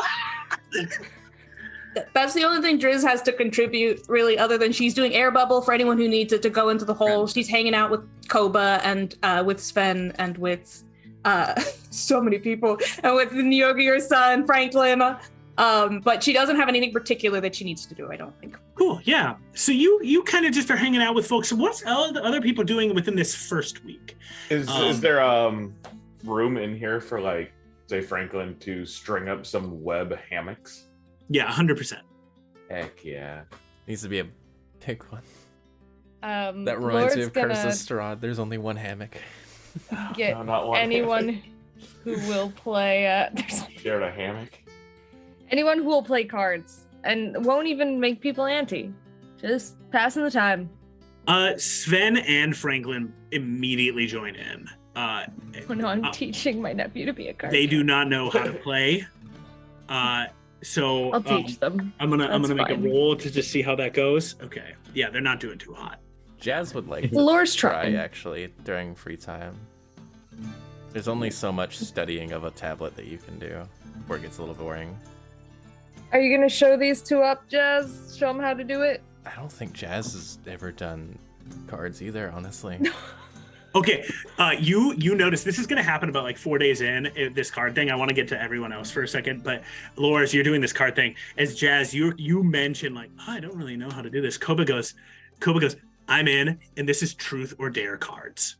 Jesus. Oh my Ooh. god. Koba gets All a right, look of absolute like death from Jazz. And like, Koba looks back at just you. Fury. and just- And Koba almost. looks right back at you, raising an eyebrow, and it's just like, Drizzle, you want to end a truth or cards? Truth or dare cards? In my life, let's do it. All right. So this is going to And happen, Lord- but a couple of days before that, yeah, we'll cover some stuff. Sorry. Oh Lord. yeah. I was just gonna say completely still completely unaware. It's just like I've never lost a dare in my life. Awesome. Yeah. Anything going on for Bleeze and Leon in these first couple of days? I'm gonna actually set up like a nice little like corner workshop so that I can start to do a little bit of tinkering while we have a little bit of travel. Yes, can See you if make me a anybody pinky? needs some modifications done. Yeah. Yeah. Kind of like armor modifications I could easily help out with real quick. Yeah. Leon's gonna get Bleeze to work on some stuff for him. Help assisting, of course, where he can. In the middle of making a pinky. Yeah, at some point he's gonna ask him to take a look at his eye and see if he can work on that. You And, can just leave it um, on the desk over here. I mean, just let me know when you're ready to look at it, and I'll leave it. I don't I'm want to being walk funny, around Leon. I'm being funny. with one eye. Yeah, for this first week, so you have the eye, you're working on the finger. That's two things. Is there anything else you're trying to do for this first week? Anybody need any kind of tinkering done to their armor? Anybody have any requests? Yes. Anybody want anything weird? How weird can you make it? I don't know. Pitch me an idea. I'll have to get back to you on that actually. And then you've opened up a lot of opportunities with that. Yeah, I have to think too. Okay, you'll have a second week as well to put in orders. So An anti-brain control helm All right. Well, if we might be just useful, cut the just head thinking off- about the enemies that we might be facing. yeah. So Bleeze, Got like tin make foil in a here somewhere. what is the appropriate check for this? Do you have the creation check? Was there a creation check that you had in there? It's near the bottom of the skill set? I think it's generally, or what check were you going to try to use for this? I think a raw intelligence base check would be You just want a necessary. raw intelligence? Yeah, I think or normally to make like mechanical objects is normally a tinkering check, which most artificers are proficient in, but I don't know if this is something different. Which I think uses like sleight of hand. yeah, then let's do that. Can I give advantage? You are helping. I am assisting. Good. Much better. 21. 21, awesome. Yeah. You may in this first week adjust or fix 3 things. Okay. Could I have a request? Could you make preferably for like as many people as possible, but I think first Sven something that's like, I think you already did, you're looking at like resistance to mind control or something, but like resistance to psychic damage or something like that, maybe like some cool little caps to his tentacles, so it's like can't get in through that. It's got little thimbles. Yeah, like little like, yeah. Yeah, just to make it so his brain is always his own, you know? Or at least you could have the peace of mind with, like a placebo kind of thing, thinking that it's... You say that out loud in front of him. They're in another room. Let's Okay. They're in the closet over there, having alone time. Yeah, so you what are 5 minutes what in are- heaven. You could make it. It's 3 things you want to make. Well, I would use that as something to start basing like a kind of shielding type thing for other people. Cool. Put it on to one person that's going to need it the most because he has like the most raw connection right now. Nice. He's more vulnerable than the rest of us currently. So when you're ready, James, let us know what are the 3 objects you decide to make within this first week. And you can let us know at any point kind of going forward as we go here. The first one, I definitely want to tinker with the eye. Okay. You will succeed in the tinker check, right? Mhm. So there you can adjust to that eye if you would like to. And what happens? How does this look? Well, we're diving back into this to try and see exactly how it's working. See if we could kind of find some way to amplify from the inside. Mm-hmm. I didn't build this thing. Somebody with a lot of skill built this thing.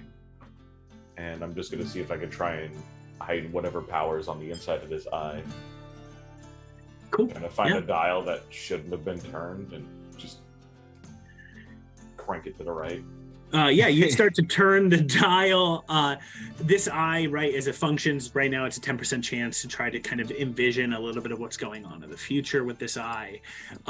You can, if you would like, you can try to adjust the percentage to make it more likely for Leon to be able to kind of tap more easily into this eye, integrate it more into Leon's life, into his body, and into his mind. And if you would like, you can roll for me a D4.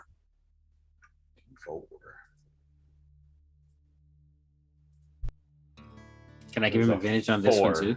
No. Oh, sweet. Well, he rolled a 4. It's all good. 4. Good job, please. You manage over the course of this Bleeze. This would take some time. Leon, because you're the one being worked on, you cannot help with this check. But Bleeze, your dexterous hands, you manage to work at this, and Franklin comes over, and with his number of hands as well, he is helping you. And he'll hand you wrenches, and he'll be like, "Don't worry, Uncle, we got you." And they are tinkering away at your eye. And you manage to reduce the eye down to 40% of what it originally needed. So from anywhere from, I think it's now 0 to 40. Leon, you are successful on the 0 check. to 40, I am successful. Sweet. Yep. That's pretty good. Okay. Might feel a little weird, but should help out a little bit. Kind of pop it back in his eye and look around. Thanks. What's better, 1 or 2? Let me see 1 again, All right. and then 2. Here's 2. Uh huh. Which one? I think 2 All right, better. 2 or 3? You know, I can barely tell the difference, really. All right, let's do it 2. All right, let's stick with 2. Awesome. You managed to fix the eye. You have 2 other objects that you are able to fix. You can announce those at any point. However, we come to the end of the week of this is being worked on. Leon, it sounded like you were helping mostly Blaze as well in this work. So that's sort of what happens over the course of this week. We find ourselves playing cards as the first week ends. We've had at least one full-on snuggle sesh that's occurred as well, as cards are going to be played. Koba looks around and sort of locks eyes with you, Lore, and says, have you played this before? I just want to check, like, in case you know rules that are better than me about how we should play this game. You go for it, because I have played Truth or Dare and I have played cards, and I like them both, but I have never put them together. Sure. I do think alcohol should probably be involved just a little bit. Yeah, absolutely. I'll make some drinks up. Maybe what we'll do is high card gets to decide something. So we'll each stick a card on top of our head. Whoever gets the highest card gets to make a truth or a dare call to somebody else. Yeah, mechanically, it's whoever rolls highest. Jesus. I have a out of character question for Lore. How many days in this week do you not drink? Yeah, okay, that's what I... Every time we've seen Lore over the last few sessions, Lore's been like, I should start drinking. I was like, hey, that's not something to drink. You're acting like me on my days off. First off, are you okay? And don't answer that on screen. Second, this has been Lore, y'all, like, for a while. So, we're going to play just a couple rounds, 1 or 2 rounds of this, maybe, or 3 rounds total as we play. Who is in on Truth or Dare and cards?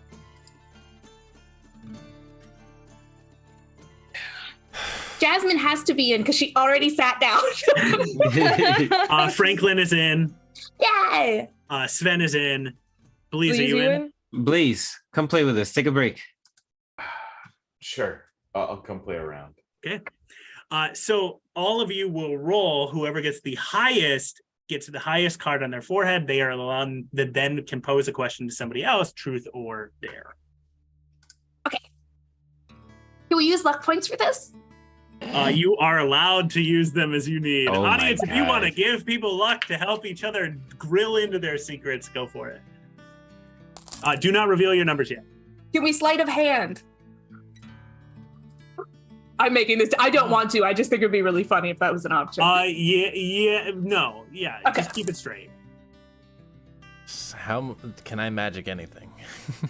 If you want to use resources of your character to cheat, you are able to, and I'll give you advantage if you choose to do so. Lore is the only one who can do a sleight of hand. Just say, I want to try to sleight of hand to cheat something higher. Okay. Who is?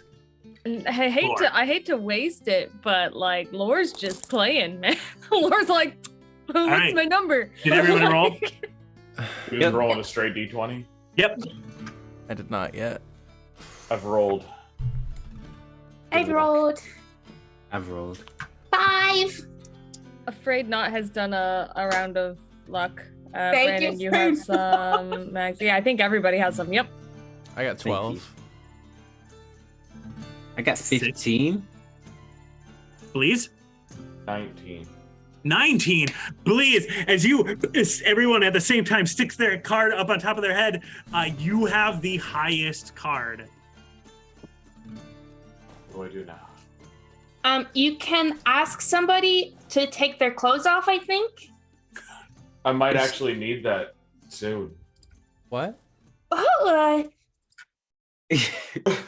No. Please? I think Driz might not have the full rundown of this game. As I understand it, you, with the highest number, get to choose someone. You can either ask them a truth that they have to answer, or you can dare them to do something. Okay.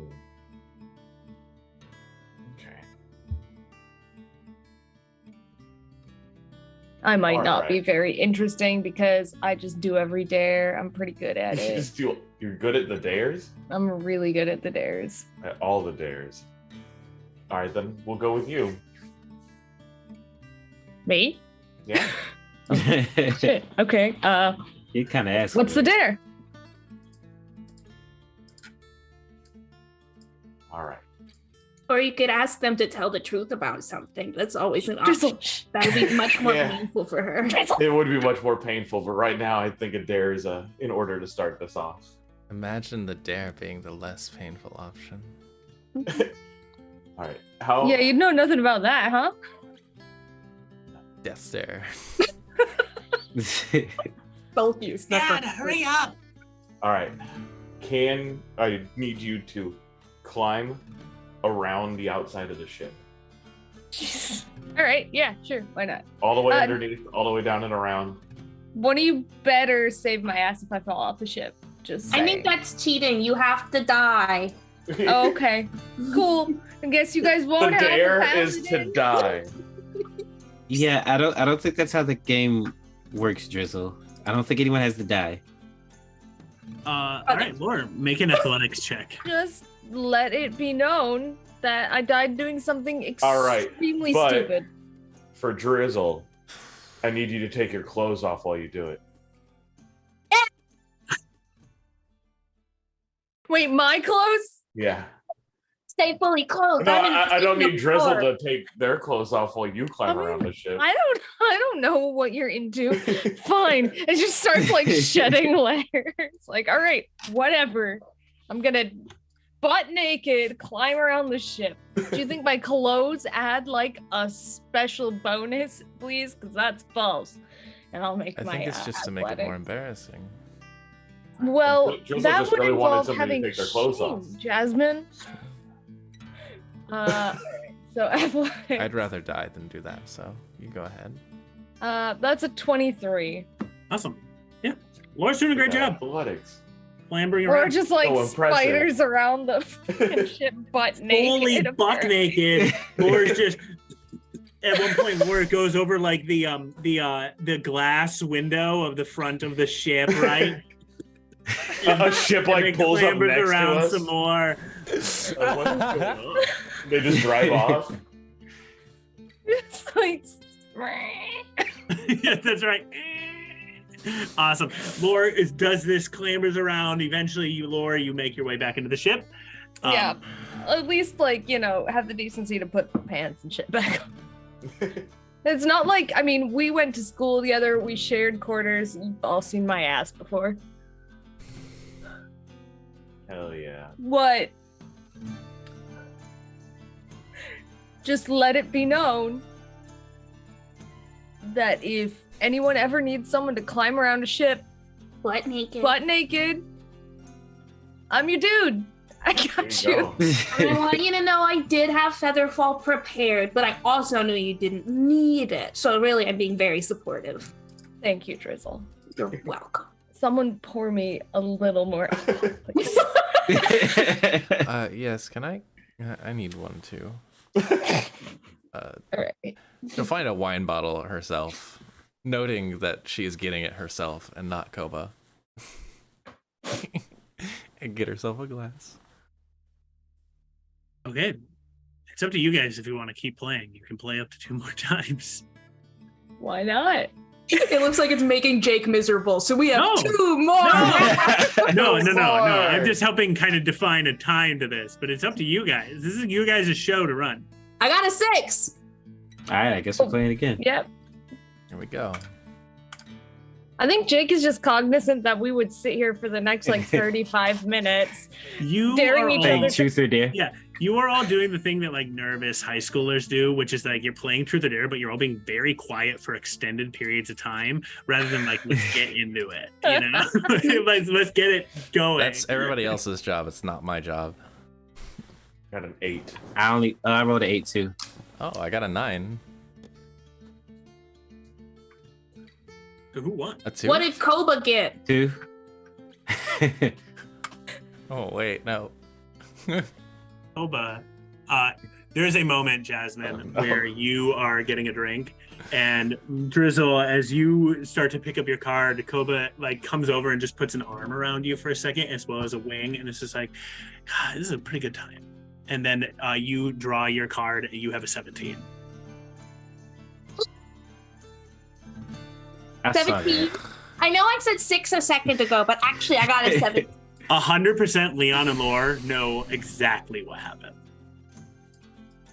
Lore's like, Jasmine flips her card. What'd you get, Jazz? 9. Question for Jasmine. When did you know that you wanted to spend the rest of your life with the person that you love? Oh. Describe it in beautiful detail. I mean, Or you can get naked and crawl on the underside of the ship. It's up to you. it's much easier. The second one's much easier. it's a very unoriginal dare, I think. Wow, so just... She's, like, just a full breakdown of Jasmine's, like, social graces has come to fruition here.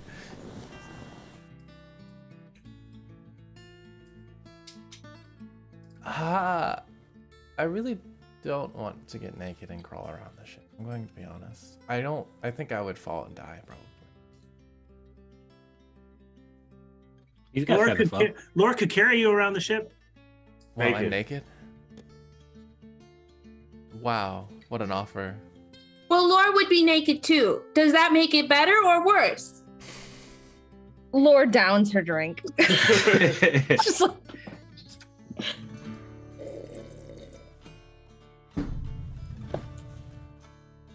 but what is it, Jazz? Are you going to talk about? Hurry up! I want to play. Franklin, cease speaking right now. My anger could go in any direction, and I don't want it directed at you. I'm not scared of you.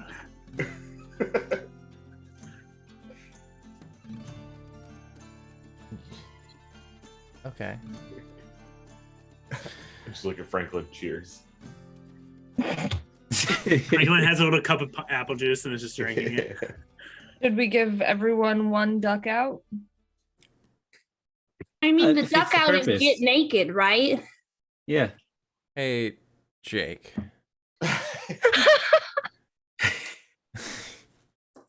Yeah. What was the day of the horrible, traumatizing incident? Like, what... Is there a date that I can just say? Yeah, you can reference that if you would like. Yeah, she just says the date. You reference the date that you all recall is the moment where the Academy sent a fleet in to fight the Githyanki and were horribly routed in that moment. Were destroyed almost utterly, and it was where Jasmine and a few others, as well as Leon, emerged alive. Only 8 others, including you two. And you, Leon, had acquired the name, the Angel of that battle. Yep. That was the day. Well, seeing as that took 45 straight minutes, I suppose I will let that stand as an answer. You asked when. Well, I told you to describe in beautiful detail the precise moment. But I'll take Drizzle, I don't think anybody wants to hear about that day. Let's move on. Oh, I could tell you all about it. it. Yeah, As you say those words, you hear beep beep beep beep beep from the ship as it is warning you something is coming in close proximity of you. Thank God I don't have to. Stands up from the card game, like fully, like clearly pissed off at this point. As you all go and you look out the windows, you see what looks to be an asteroid. However, the asteroid has been carved to look like a massive face. There are two glowing eyes where you can see like glowing windows and a large looking like nose with what looks to be like almost like neon lights pouring out of the nostrils. And you see a large mouth with a tongue sticking out like, ah. And you see that the tongue is a set of stairs leading up to a door. In the neon lights on the face of this asteroid, you see it is called Loose Change Mercantile as it comes floating nearby you. Oh. Anyone fancy a shopping spree? I don't know. Yeah, they probably got some neat. They probably got some neat stuff up there. Let's check it out. Wild shop. Pulling the ship up. Yeah. Laura's just gonna say, well, if you're all hopping on the mysterious floating face, I guess I'm coming too. This isn't even the top 5 weirdest things that we've hopped onto. That's true. That is true.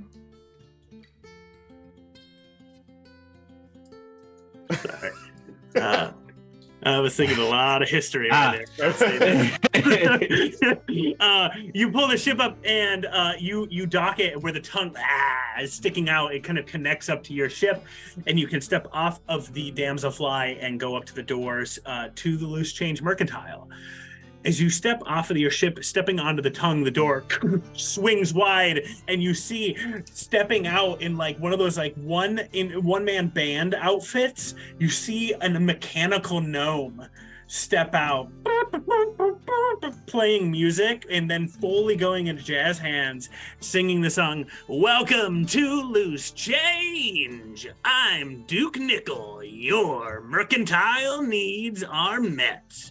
And then full jazz hands as you are standing there. Come on in and let Duke Nickel give you what you need. Duke Nickel, huh? And you see this little mechanical gnome. Nickel. We're just weary travelers looking for some interesting, something interesting, I guess. Hey, interesting's what I got, and I got a lot of it. Shall we peruse? You step into the shop. Those of you, all of you who do, and you can see that the Loose Change Mercantile is just filled with sort of odds and ends. You imagine that this, as you look at this asteroid roves around the universe, and it has picked up stuff from kind of everywhere, and has an extremely eclectic level of equipment that are just kind of scattered around. And you can see potions, you can see food, you can see like regular living equipment as well. And Duke Nickel turns to all of you, stepping behind a little like bar where he would do his dealings, and you can see him kind of clatter up and mechanically rise up on like a little stool. And you see as he looks across and says, "Here for trade, here for any purchases you would like to make. Duke Nickel can provide it for you. Let me know what you're looking for. I have everything." And he taps his mechanical head. "Locked up here, telling you where it is." Leon starts to look around. Yeah, as you look around, I'm going to now throw this out here mechanically. You all can buy anything you might need over the course of this next couple, this period of time here. It is 2 times its regular price. Okay. Poison. Yep. What kind of poisons you got? You are looking there. All the basics are there, though you could see like a little note saying like, if you're looking for something special, go ask. Okay. I'm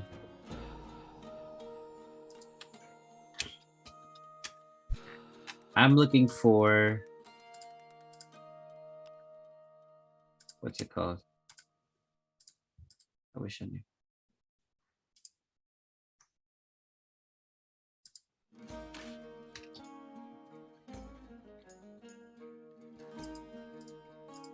I just had it up. I can't find it. The poison that blinds you? Yeah. Okay. Yeah, you start to go in and kind of inquire about poisons, and Duke Nickel pulls out an assortment and does have those poisons, if you would like them. Duke Nickel looks across and sort of locks eyes with all of you for a moment, but one of those like mechanically fast, sort of like looking across all of you, and as gesturing towards the poison says, "Would you like to trade or with coin?" How much coin we got, actually? We got a lot of coin, don't we? Yeah, you think that if you wanted to, you could get a lot of stuff here just simply out of coin value. Yeah. Well, I'll just buy it. Yep. All right. Yeah, you can buy. You can buy up to 2 of them. Yeah, I want to get I want to get like regular basic poison, and I want to get the poison that makes you go blind. Cool. Anybody else? Anything like kind of really normal or run of the mill you can just buy for yourself at this point in time. Duke Nickel has a ton of healing potions or other basic healing potions if you want to buy them. You have probably enough money where all of you could stock up if you would like to get a couple on each of you. If there's anything specific you're looking for, Duke Nickel you can chat with me. What do you think? 2 healing, two graders for everybody? I think 2 graders for everybody. Yeah. Let's do that. 2 graders for everybody.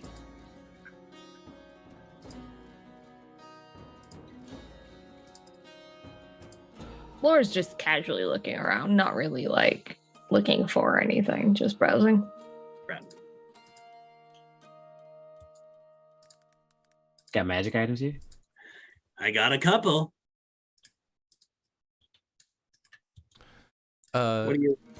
I'd like to see those. All right. Yeah. What are you looking for? I kind of have odds and ends, so I can see if I can drum it up from the storage. Is there any object that you're looking for specifically? I will roll a die to see if Duke Nickel has it. Cape of the Mountebank. Got it. I think if you have a barrier tattoo needle or an improved spellcasting focus. I will DM you what a barrier tattoo is because I know that's an unusual request. You are asking these 2 questions, and Duke Nickel sort of perks up for a second and says, "Oh, absolutely, I have tattoos," and pulls and can go help find tattoos for you. Duke Nickel is sort of like pulling levers as you're asking about these magic items. Is there other magic items people are interested in? Give me a sec. Yeah, I should have done some research.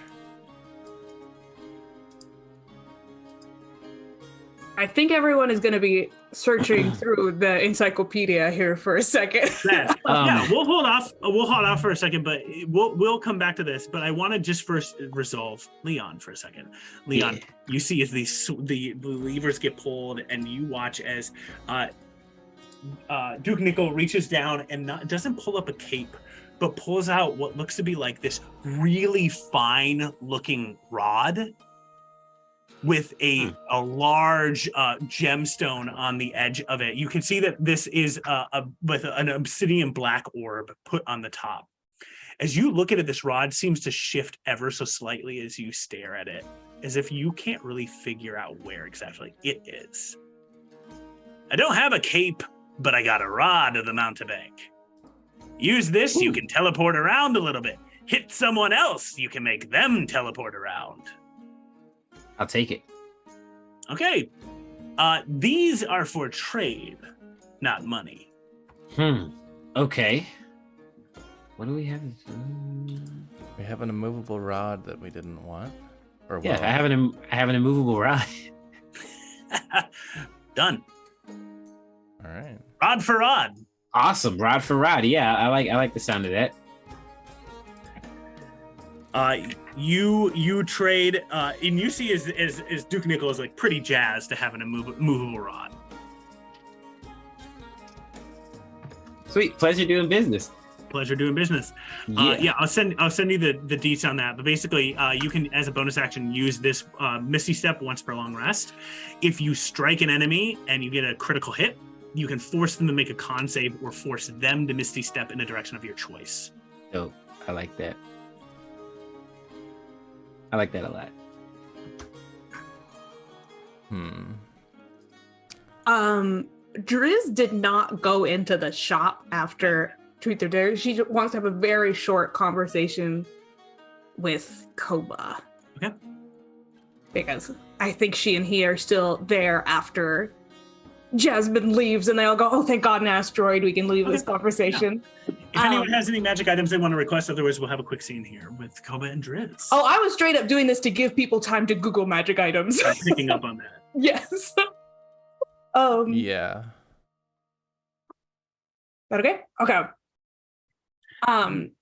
All Drizzle Warley wants to bring up is, I mean, I knew that, I guess. Like Jazz told me before about like the whole with the blowing up and seeing his back and like getting feelings for Leon. She just,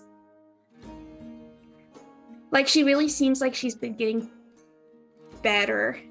And when she talks about, well, she says stuff like there's only one thing that matters and he can never die and my life is nothing without him. And I guess I don't think that's what love is. So I was hoping maybe the answer would be like, oh, when we went to the restaurant and he smiled, I fell in love, like, because who he is as a person, instead of, you know, I don't know. Yeah, what do you want to have happen from that? Oh, I just thought the answer would be different by now. I don't know. But now I feel bad. But I'm gonna stop feeling bad, I think. I think you asked a good and hard question of Jasmine, and we got a really interesting answer from it. I would be curious, I mean, what you're describing might be devotion, which is, I think, one kind of love to me. But, like, is there romantic love and physical love and, like, more like a passionate love? I'm curious about those things for Jasmine. Well, I know that they have physical love because they used to, like, back in the academy. She begins to describe some of the works on the Eternity with various sheets that would be set up and Drizzle being told you have to get the fuck out of here at various times that she didn't always understand. Yeah. But Got it. Gotcha. Yeah. Cool. I mean, I don't want to force the issue too much, but something that I see in Jasmine is just simply, is Jasmine a mission and a goal, or is Jasmine something more? When you approached me, you seemed kind of more like uncertain about what you were trying to do. Jasmine seems certain, but I wish there was a little bit more uncertainty in terms of kind of what exactly Jasmine wants to do. so you like that I know what I want to do, but I shouldn't know what I want to do too much where there's nothing else left. I think that Jasmine is driven in a direction. I don't know if you know her better than me. So is that direction good for her or not? I don't know. The first time I ever apologized to anybody, it wasn't to you, it was to her. And she told me she would kill me. Jasmine actually recently told me that she would kill me too. That means she likes you. Oh, good. Okay, yeah. And I think unless Copa has anything else that he wants to say, that's all she really wanted to talk about with him. As you all are shopping, I'm going to give us a chance here, audience, to go to a break for a second. As you all are kind of trying to figure this out, so that if the cast needs to just break some stuff down with me, we can do so, and then we'll come back as our cast finds themselves finishing their first week of travel. We go into the second as our crew is drawing closer to Mechanus. So we'll cut to a break. We'll be back shortly. We'll be right back. See you soon.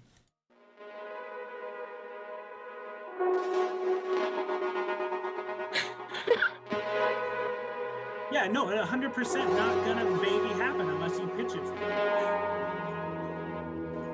Yeah, I know. Oh, wait, does that mean I could get my ring? Max has a good point. In theory, you could do that if you grab a snack. I'll be right back. I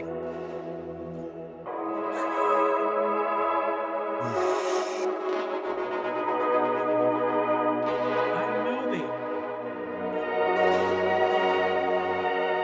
Ironically, the deck of many things is the least crazy. The deck of many things, unlike the others, does not immediately sort of power scale a single player because of the power of the player. The deck of many things is a random layer that is more chaotic. So it is the most chill of the legendaries. I would argue. Real quick, before I go to get a snack, just so you don't have to wonder, Laura is just not interested. All right, Roger. Unfortunately for me, because the opportunity to really fly now. Yeah, this is Nah, also an everybody opportunity- gets something. You can say.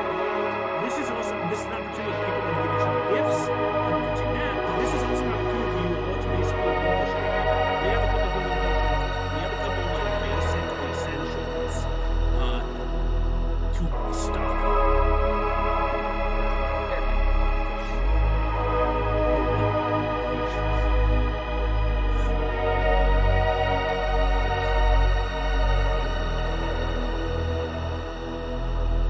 What is the chalk? What is the chalk doing? Infinite shot. Infinite chalk. That's it. With infinite chalk.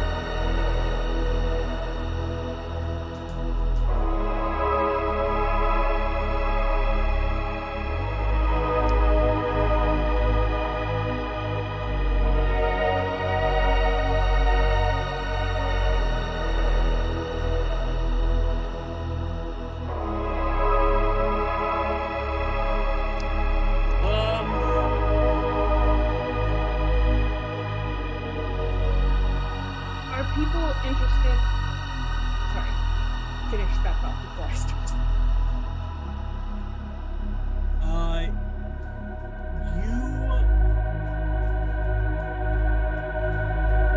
For legendary items, you think that you would have to recruit someone or yourself to make a persuasion check in this vein to try to get it. And I think because it's legendary, I'm going to roll a table to see what potentially do happens. Damn. I'm gonna make the case for Elven Chain because I think we have multiple party members who do not wear armor. That'd be very nice. And okay, this is a very rare magic item to be wearing armor, but I just think it'd be great for Leon to have the tone of leadership and influence. It essentially gives you +2 to your charisma and raises the cap by 2, so your cap is now 22 instead of 2. I just thought tone of leadership and influence was good for Leon.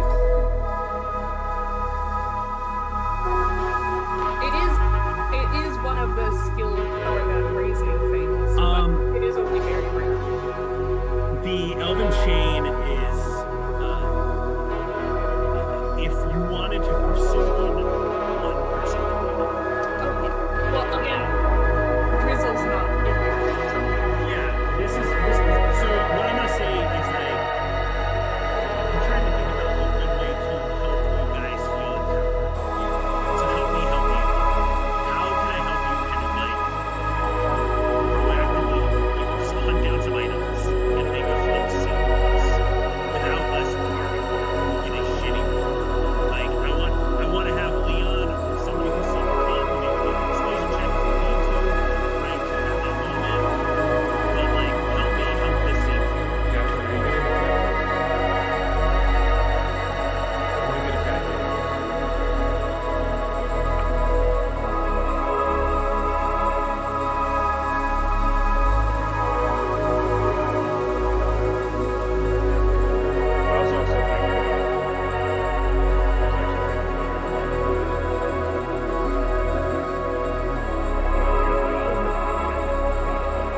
Yeah, Elven Chain's dope. You're considered proficient even if you don't have any armor. So you don't have to take So, Jake, could I also, with the tinkering, basically tinker a brooch of mind shielding Ooh. I like that. I just want mine to be able to change its form. I just want to be able to You just want to be able to style your armor. Yes. Well, and then I could. It would kind of work like cast off because I could not take disadvantage from stealth. Yeah. So here, I'll make some constraints here. You can, if you would like, take a magic item. You can trade it, and I will trade for up to one rare magic item of your choice. You get to choose and ask for it from Nickel. For the deck of many things, if you trade that, you get to choose from a couple of different objects, and we'll do that live. And you can decide if you want to trade. For anything else, like magical item-wise, I do want to defer to James being magic items, that is important, and I want to make sure that that's highlighted. So maybe just like see if you can hunt down one or two magic items that you're wanting to really use to highlight yourself. Like if you wanted to, Max, I could actually just make your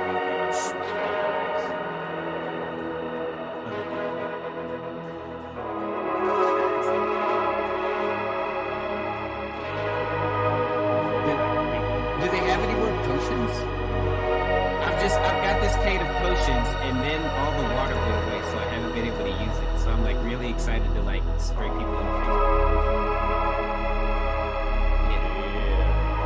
So do you think I could embed like a random mind shielding into people's armor? Also, if you die with a mind shielding on yourself, it's trapped into it.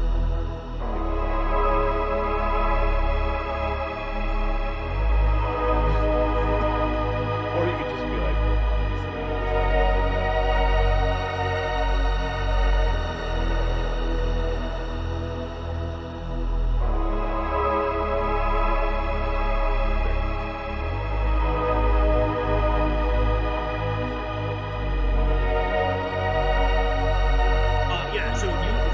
here's the constraint, right, that I'm trying to define here.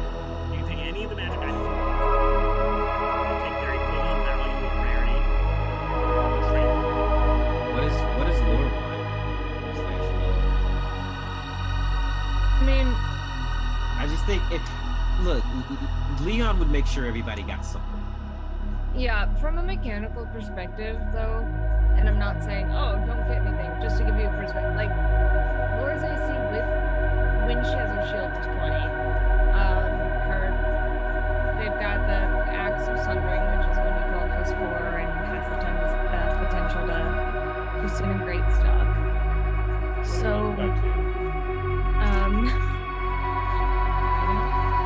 I will say without the shield of Sundering, we're at 18. So there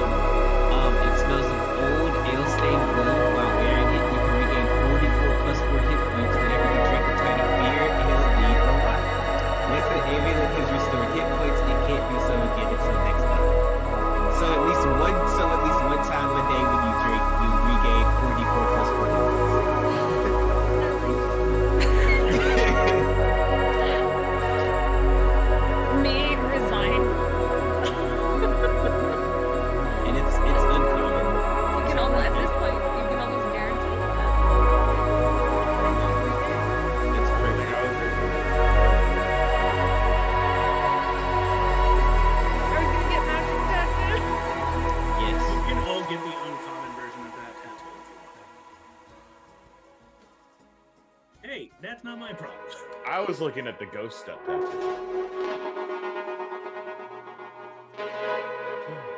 you, Now we bye. have none. Hello, welcome back. Following our break, our party finds themselves in the Loose Change Mercantile, and they are working with Duke Nickel, spending a day or so, a couple hours, just kind of working away, making some bartering, doing some bartering, getting some items, or doing some shopping in general. In loosely, what's basics that the party will walk away with from this?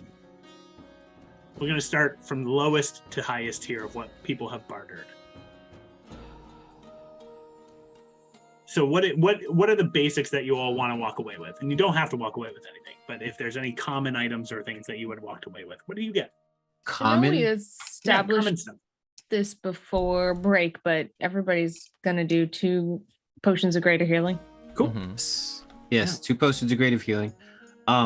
There's a poison that knocks you unconscious. Can I have one of those? Yes. Yep. Really? Yep. Awesome. I love that.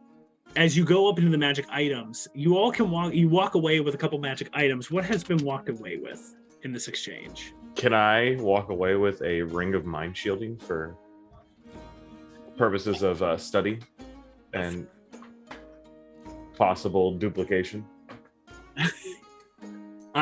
So you start to walk away with this. Yeah, you have to trade a magic item in exchange.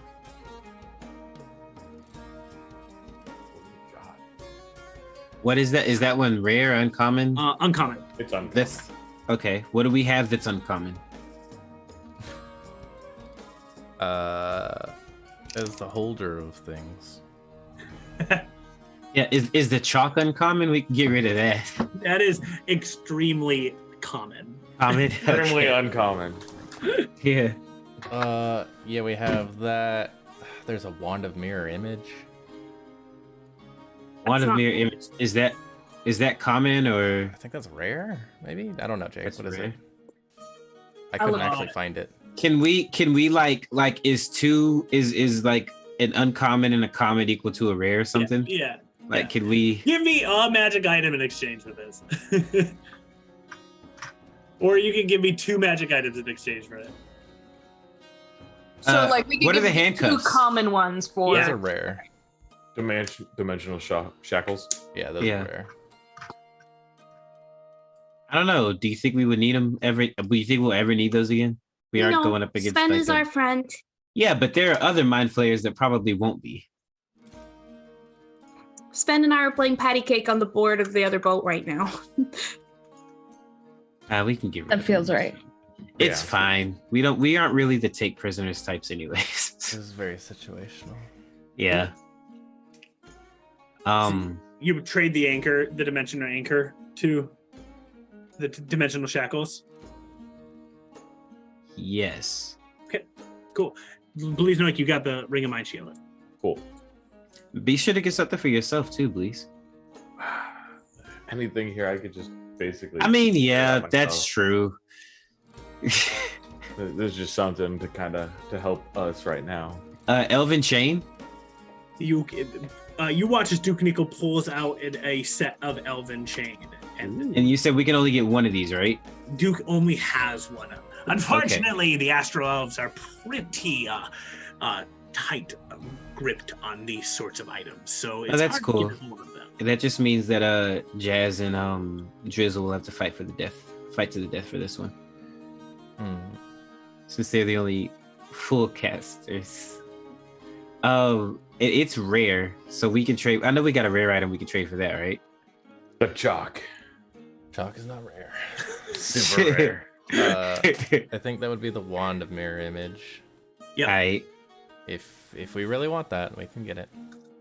Well, let's pin. Let's say that's pending, because I mean, honestly, I think Elven Chain's probably better than the mirror image one, anyways, right?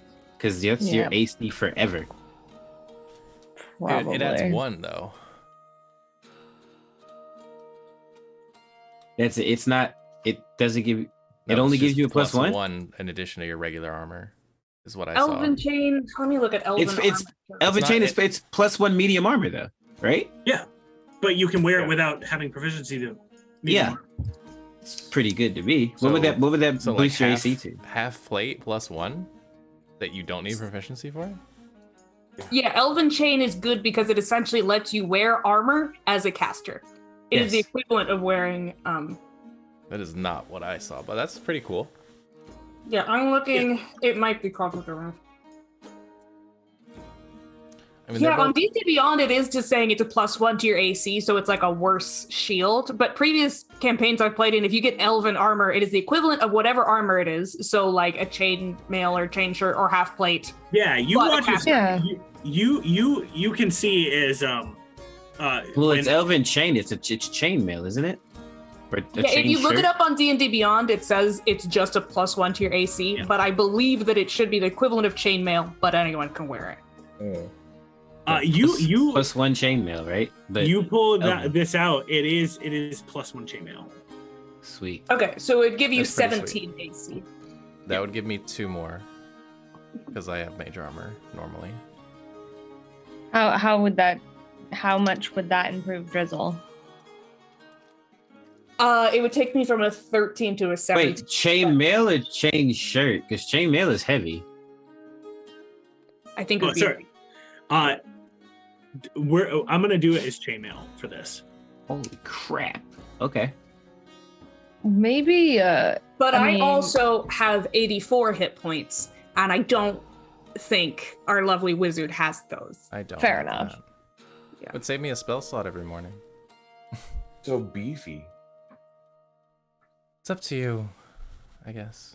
Well, it sounds like someone could use it, so we might. Well, as well what's get it.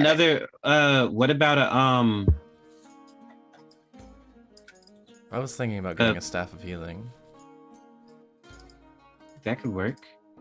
since none of us really know a whole lot of healing spells. That one casts a lot of them. If he has one. For the staff of healing, It was just Cast rare. Cure wounds. he does not. He does not have one. Fuck! That would have been amazing. I can at least, cure wounds and shit. Lesser restoration. I mean, Yes, I can. I have a couple of spells that mitigate things. And we have potions. It's fine. It's fine. Can we grab a couple diamonds for Yeah. Revivify? Ooh, nice. Absolutely. Good call. Can you do that? Of course I can do that. What do I Oh, look like? But he's also the one that keeps dying, so we You know what? Yeah, it makes sense. Hey, I died once too now. Oh, is there Guys, it's not a competition. What does Drizzle need? Do you higher AC, I'm- more hit points? Is that what you're asking? I'm fine. I'm thinking for No, everybody's getting something. Though. Or you're just saying that because. But you believe haven't like tried yet. isn't there like there is I a almost did. ring of Death Ward that's an item, right? I would love to have Death Ward for Bleeze knowing I again. have an Uber Death Ward that I invented as a spell, so don't worry about that. Okay, great. Then never mind. Bleeds, I was very close, and it wasn't even in a cool moment. It was when we were raiding a fucking ship that was empty. Oh. Okay? Almost. I don't Oh. need to win that competition. What about that book, the leadership book that Drizzle mentioned earlier? I mentioned over the break, the Tome of Leadership and Charisma, or whatever it's called. It's a very rare book, so it would be a roll, I think. Does he have Oh yeah, go ahead. Sorry. You ask about this book. As you are all kind of like throwing ideas around to Duke Nickel, you see Duke Nickel is sort of like just cutting deals, going back and forth, making trades. And you see as he does pull out a tome, and he sets it up on the table and looks across and says, "I'm open to trading this." And you can see that it is how to make friends and defeat And enemies influence people. and influence people. Yeah. What is it? Deck of Many Things is what rarity? It's Legendary. legendary. It's Yeah. legendary. Yeah. So, and this book is Very rare. very rare. A legendary item is worth 2 very rare items, right? Potentially. Can we get? So let's see. Jazz is getting the chainmail, right? Yep. Is that all we've decided so far? Blaze has already got the ring. That diamonds. transaction has happened. Yeah, Yeah. Blaze is We got rings, diamonds for revivify. Yeah. Book, chainmail, poison, diamonds. Poisons, diamonds. Do you have that amulet of drunkenness for Lore? The What? drunkard Amulet that you heal whenever you. What is it called? Oh my god! Wait, what is that? We talked about thing? things I during loved it. break. Wait, where is it? I saw it earlier. It's the amulets of the drunkard. For once a day, when you drink pints of when you drink some form of alcohol, it acts like a healing potion. You get 44 plus 4 healing back once a day. Okay, yeah, of course that's there. Yeah. Yes, fantastic. I Yeah, love that. yeah. I Leon's feel gonna like pick that one up thematically- as a gift for Lore. thematically at the moment, Lore is looking through.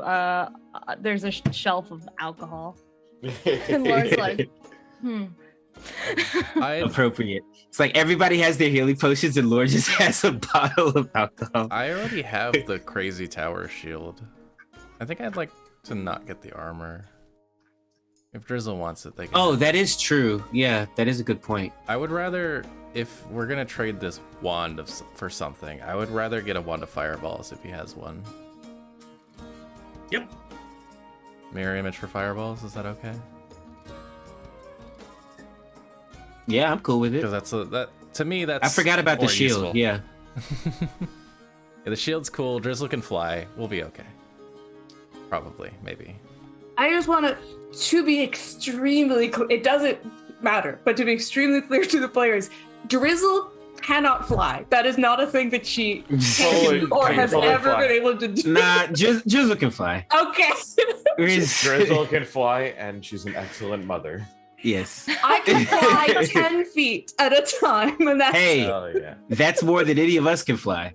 So Okay, as far as we're concerned, you can fly. Usually they say when like your viewpoint of yourself doesn't match up with others, then you need to like reassess self-awareness. But I think it might be the opposite in this case. We're like, Drizzle's a great mom and she can fly, and Deanna's like, Drizzle is not a good mom and she cannot fly. And we're like, no. I chose to ignore that.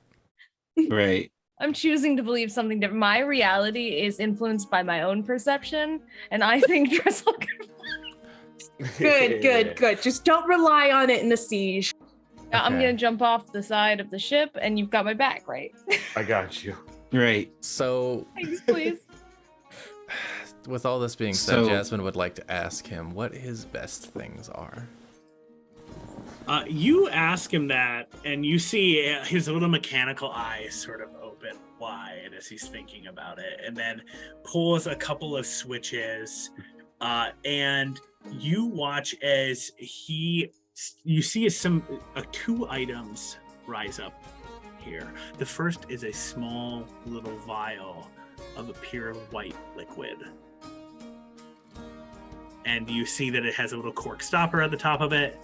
And you look as Duke Nickel goes, "Things break all the time in the multiverse. Get some sovereign glue. Fix it up." Sovereign glue. Sovereign glue. Am I familiar with this? What is sovereign glue? You pour it on I know something and sovereign you stick it glue. to something else, and it will never unstick without the wish spell or universal solvent. Holy crap. Yeah, it's Is he also That selling could universal be easy. solvent? Nope. Okay, good. He has the glue with no cure. Oh, okay, interesting. Anything else? You see the other item that he has set on the table is a flask. It is like blank, empty-looking flask. It is entirely iron. Look at it and survey it. What does this one do? You watch as Duke Nickel reaches over, picks it up, and shakes it, and you hear somebody roll for me a percentile die. I have Tailspire up. Do you want me in there? Yeah, go for it. Cool. We have Duke Nickel Yeah. pull one of the cards out of the deck of many things. Oh. Okay. So that would be a 24. 24. You see as you watch as with a 24. Okay. As you watch, you see as he shakes it, you hear like a shriek of something inside of the flask for a second, and then he, all right, this is my iron flask. Recently, I was traveling around, you know, as you do on my asteroid, and as I was going, I bumped into this just floating along, and yeah, it contains a creature in it. Is it a little succulent? How funny would that be? Do you know what kind of creature it is? No, I did not open it up. When you open it up, you release the. When you open it up, you release the creature, and you get to control it. He didn't look into it. He didn't identify it, but he is going to sell it. 100%. Okay. Would Identify be able to tell me what creature is in it? Yep. I'm gonna take a few minutes and identify it. Because I kind of want to know that before you I start trade. to cast Identify, and you see as Duke Nickel goes, whoa, whoa, whoa, whoa, whoa, whoa. Hands off the goods. I showed you what I have. I'm What's not your allowed best to. thing? It's pretty good. I'm not allowed to see what it actually is. Not until I see what you have. You've been great customers, but these are the best. She looks to Leon and she says, well, we have this. She pulls out the deck of many things. Oh yeah, no, we're getting rid of that thing. We would like to get I don't this know off what that our is. hands. You never heard of a deck of many things? You say it? Yeah. Him? Yeah. Nah, never heard of it. Insight check. He rolled a nat one on identifying what this object was. He has no clue. Oh, a deck of It's many one of- things is a legendary artifact of immense It's one of the power. most powerful Oh, most powerful magic items in the galaxy. you don't say. Yeah. How does it work? Draw a card. You draw a card and a magical effect takes place, which is random based on the card you drew. Wow. Good There are- things? Many good Yes. Many things. Okay. I'm interested. Thought you might be. What are we trading this for? I need to see what's in this iron vial that he's given, put on Can the we table. open the vial to see what's Do in it? not open the vial. No, I'm not going to open it, but how do we know, like... I'm You can going cast to- Identify I'm on going to use magic on it. Oh, okay, go ahead. If you promise to trade me that, I'll let you cast Identify on this iron flax, and we could trade one of these two for that, potentially. If we promise to give you this extremely potent magic item, These are extremely powerful as well. how do I know that unless you let me identify it? Why aren't you letting me? What are you trying to hide? I don't know. It's always screamed whenever I shaken it, so it just freaks Listen, me out. you asked us what the deck of many things was. We gave you a very Okay, detailed all right. description. Go ahead. All right. She will take a minute and identify it. Awesome. You start casting Identify on this, and you can tell that there is some power inside of it. As you're casting Identify, right, you begin to kind of pull away at some of the arcane weave, and you see that the iron flask is surrounded by necromantic magic that you are familiar with. As you reach your hand down to touch the necromantic magic, there is a night hag trapped in here. That we get to controllably let it out? Yep. How much control over it do we have is the question. How this works is you may use an action to open the flask stopper and release the creature. The creature is friendly to you and your companions for 1 hour and obeys all commands during that hour. If you try to command it to do something, it will get itself killed, like kill itself or something weird like that. it will just not do that. Otherwise, once it finishes that hour, it is back to its normal self. It is not having to be under your control. Not gonna lie, that could come in serious handy. Once you empty this, you can use this to trap other things. Okay. Elder brain in a jar. A quick out Seems of on brand character for check-in on Lore's Paladin Oath. Would it directly oppose slavery? It's not slavery. They're helping us for letting them out. Yeah, it's like Pokemon. Yeah, it's like Pokemon. is keeping a genie in its lamp slavery? Yes, explicitly so. You watch as you see as the clockwork gnome Duke Nicholas like, have you never seen Aladdin? Hey, No, we let them out afterwards. It's fine.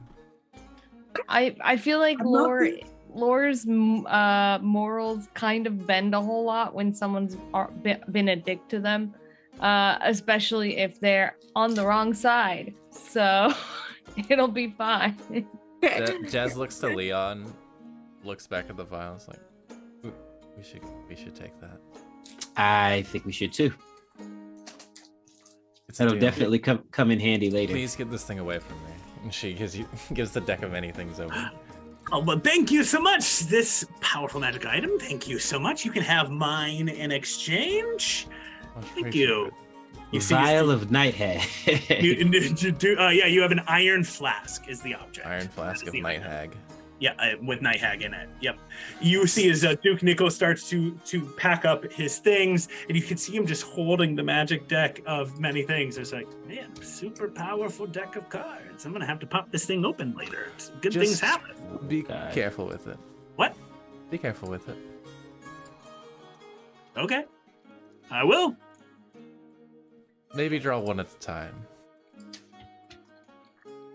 Done. Yeah, I'll take that advice. Awesome.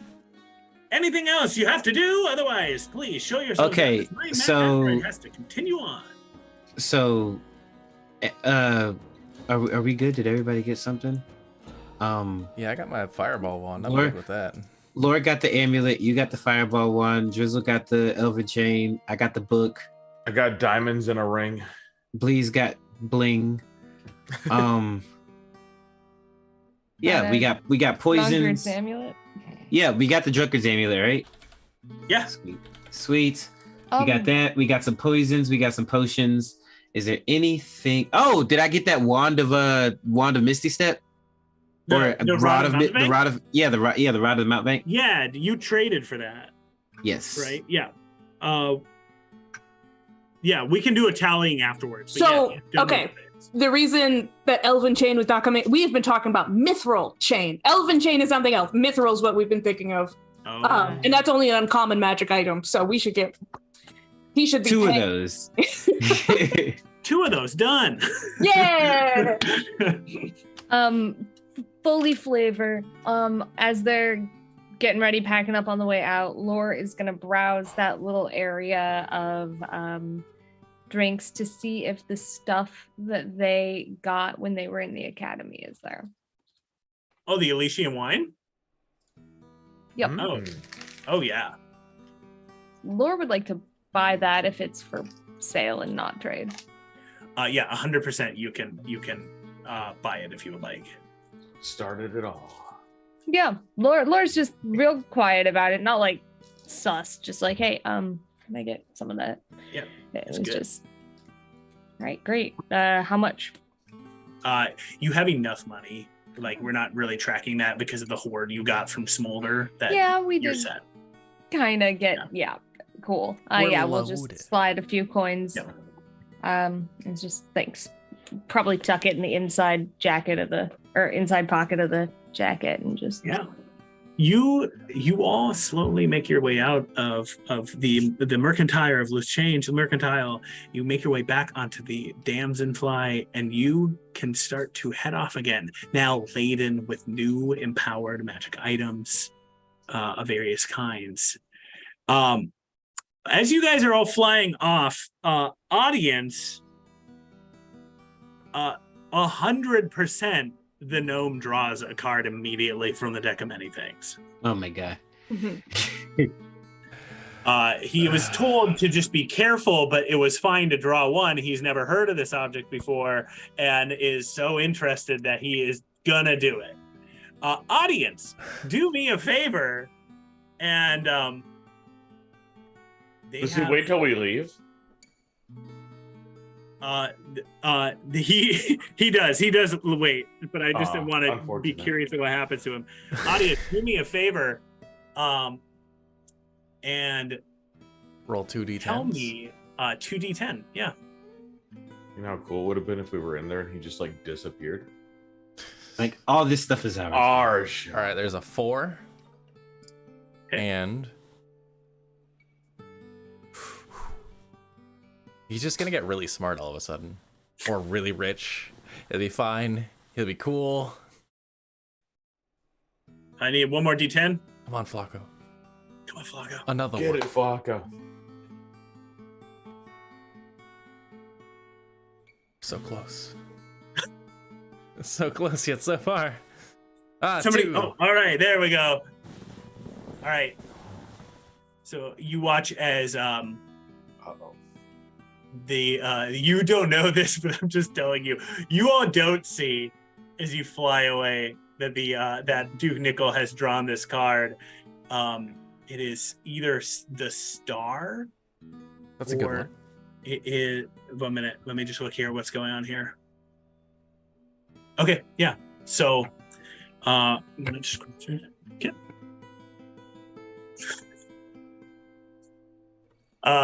Awesome. You don't see as you see pulls out the star and one of the gnome's ability scores immediately increases by 2 for free. And the gnome goes, "This is great!" and immediately is gonna Oh no. So that is for a story of another time. You all fly away from Duke Nickel and traveling off. And you have one more week. Is there anything else built over the course of this week? I need Blease to modify my armor to make it a armor of glamour. Yes. You want some glamour armor? Yes. Yeah. So it can change its Drizzle appearance. with her new mithril chain is gonna ask for just a quick modification that she'd like it cinched in the waist, so it's like a little chainmail skater skirt, so she can make it switch around. That shouldn't. All right, easy. Yeah. Would I also be able to modify and like make a kind of brooch of mind shielding for people's armor? I'm gonna make like the caps for our man, so that he can be shielded and have his mind completely his own. Yeah, you're being asked to do a lot of stuff here, please. So roll a die for me. Roll a Tinkerer's check again. Can I give him advantage? Yep. Did you make the pinky last week? Just of curiosity. 25. Well, last week, I was working on the pinky. What? I have a pinky. Please, Noik. He's just that Kidding damn me? good. God, please, Noik, you can make 5 items over the course of this week.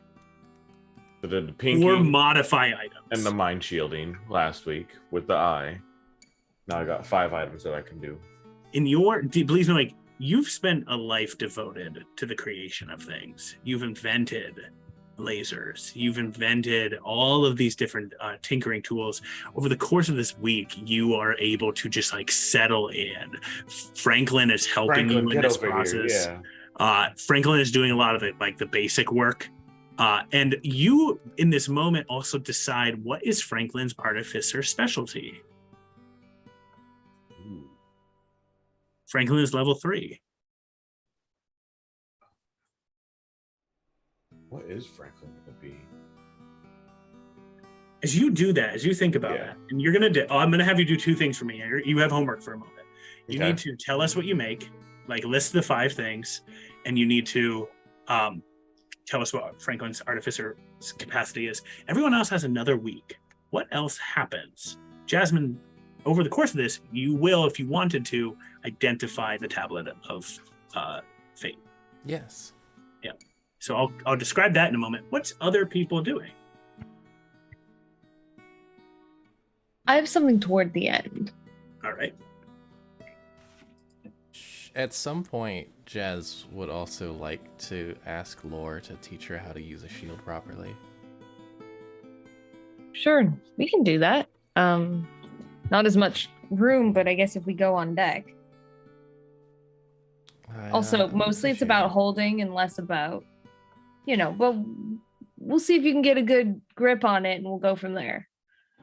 Right, yes, I've never really touched anything like this before. Well, it's kind of like I have touched hers up. She'll heft hers up and be like, all right, oh, wait, you're about to talk about your mom? One of my mothers is very, really, really liked weapons and armor. So there were a few shields around the house. I only used them as like desks for the most part. And stable surfaces, but might be important for me to know how to use this one. Yeah. You've talked about your moms a couple of times. Just in passing. What did they do?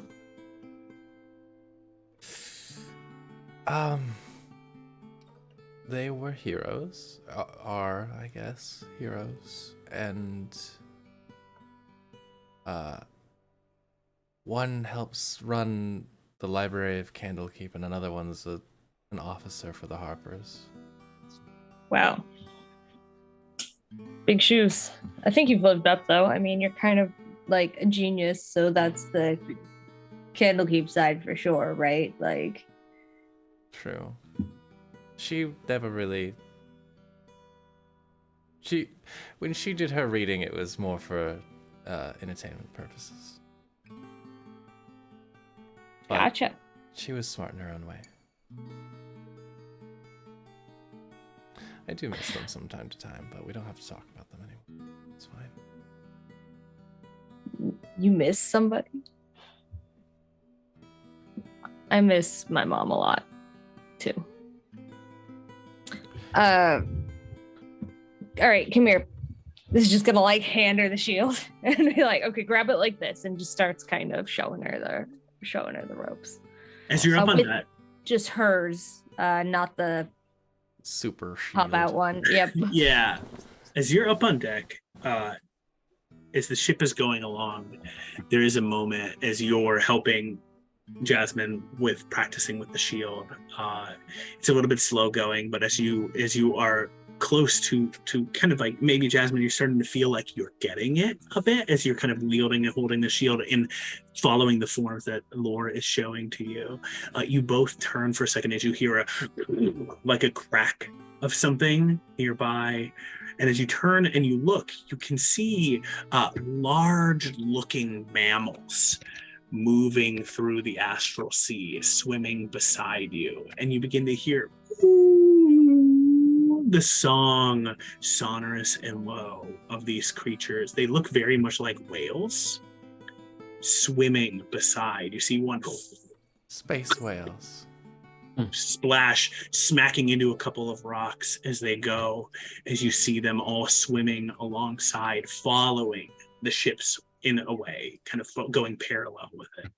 And I don't even know if this would warrant an animal handling check, but Drizzle is going to stick her hand over the side of the boat to try to scritch one under the enormous chin.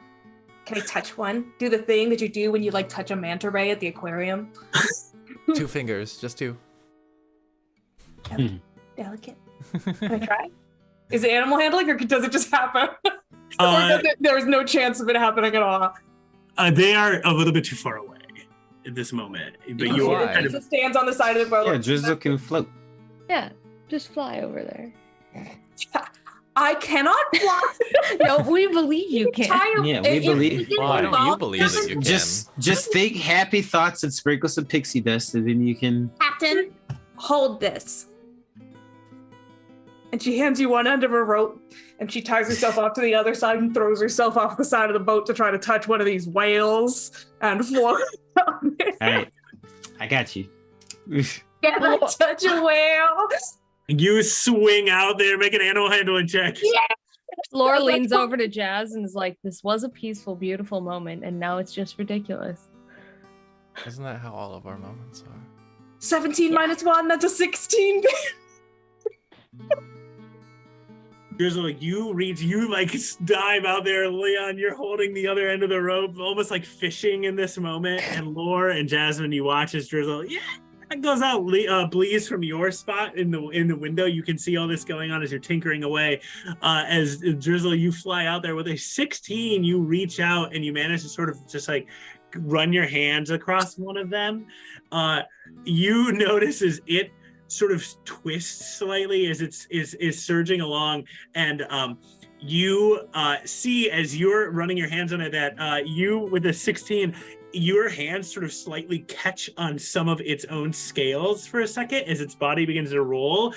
Leon, you have to make a strength check to reel in Drizzle as the body begins to twist and roll as it's going up into like a breach. Athletics? Oh, it's now going into a gator death roll. No. But And I don't get the little tingle yeah. like you have the opportunity to impart magic to this creature. He's hoping real hard. Leon, you have to make a strength check as you fish. Can I make a case for athletics? Yep. Awesome. Let's do it. Yeah. So yeah, he's gonna get jerked forward a little bit at first. He's gonna plant his feet down like in between. Like it probably gets pulled all the way to the edge, and he's gonna like put his feet up on the edge of the ship and pull backwards here. Bada boom! Yeah, that's a 23. 23, awesome. With the 23, is there possibly a scale that I'm holding on to that's just a little bit loose? Just a little bit. I can just pick one of those things. 1,000%. Okay. Sleight of hand, or can I just take it? Sleight of hand. Okay. 23. Well, shit. All right. Yeah, you got it. You pull the scale. You have this Skaver scale with you as the Skaver swims away. Drizzle now that I've interrupted everything, we can Lore and Jazz, as you see this occur. The scene sort of broken in this moment again, maybe by Leon, partially by Drizzle. But you see as these two are chaotically enjoying themselves. So it's more like you guys are having a beautiful scene, and in the background, out of focus, you see Yeah. It's a little, Go get it! little comic strip moment. Bleeze, you are continuing to work away as again a little bit of time passes. What do you create, and what is Franklin's artificer archetype? All right. So I've glammed up our captain's armor. I'm gonna cinch up Drizzle's armor, but I'm also going to modify the ring that I have and attach it to that cinch so that she is also mind shielded. Mm-hmm. So does that count as 1 or 2 for doing that? The cinch is making nothing. it a skater skirt. The cinch is Yeah, nothing. So modifying that into a brooch. So that's 2. I've already made the caps for our non-tentacle buddy. What else do I need? I got 3 more. I'm gonna modify the damage on my pistol. Just start tinkering around with that. I'll message you more on that. Yep.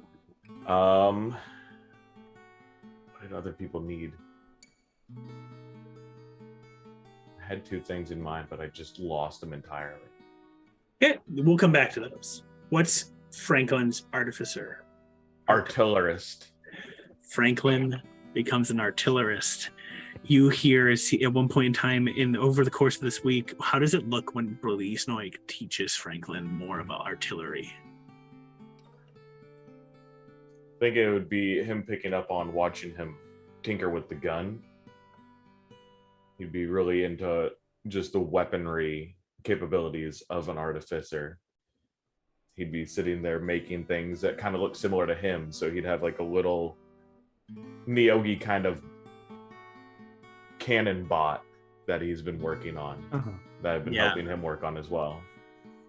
You both work together on this, and you, as you finish it, you eventually see as the little Neogi cannonbot stands up and starts looking around, and then shoots off into the space, and you see as Franklin turn and goes, "Dad,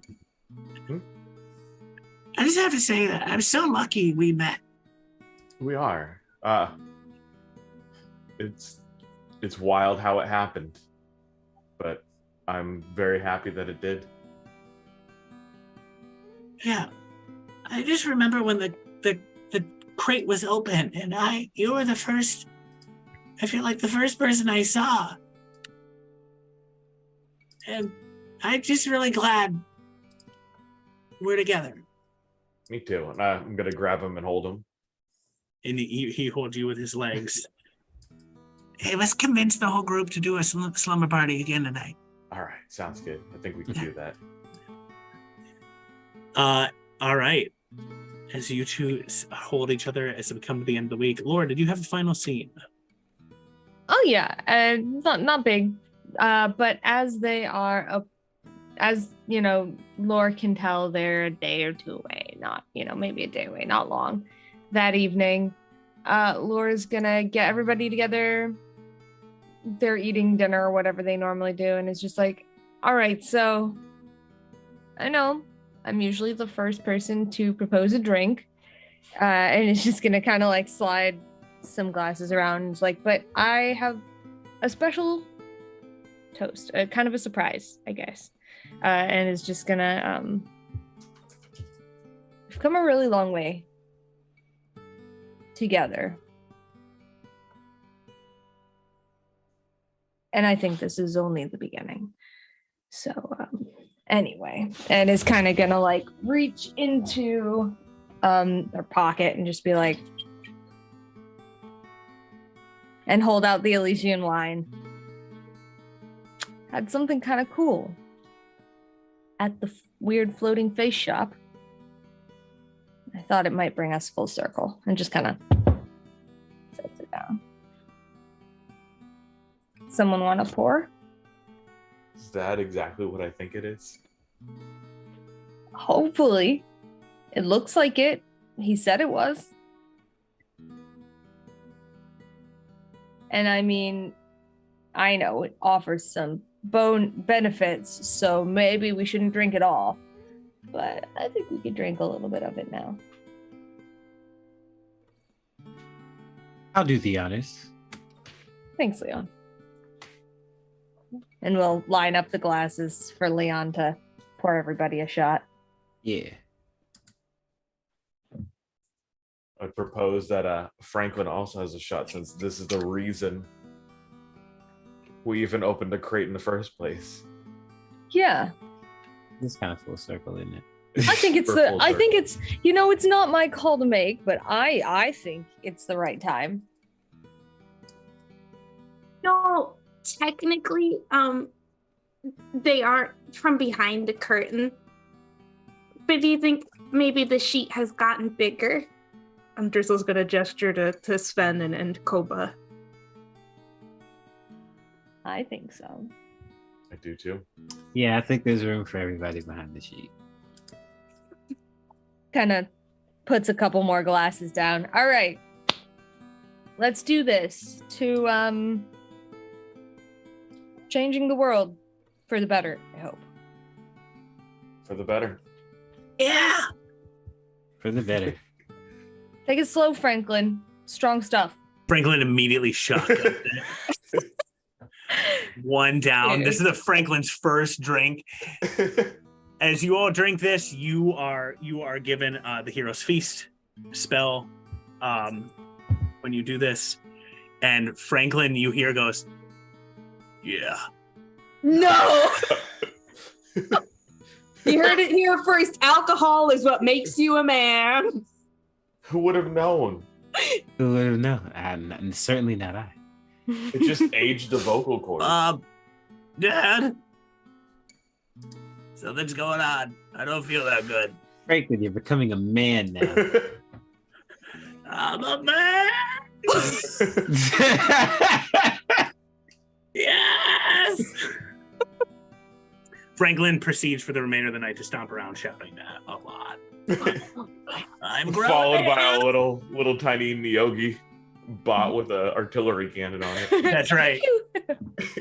How big do Niyogi get, and how big is Franklin now? Franklin, you think Is Franklin he bigger than his dad yet? No. Oh, please? Oh, Yeah. 100%. Okay. Yeah. Right. Franklin is about the size of like a mastiff. Okay, that's right. Oh wow, okay, that's dope.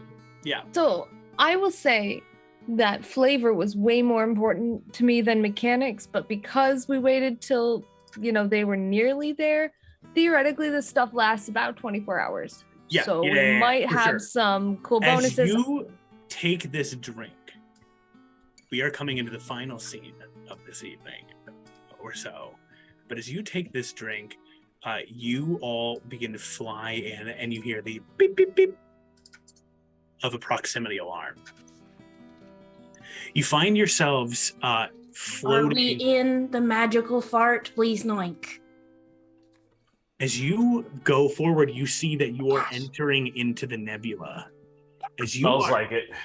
as you are looking at this, someone here give me roll a d20 for me.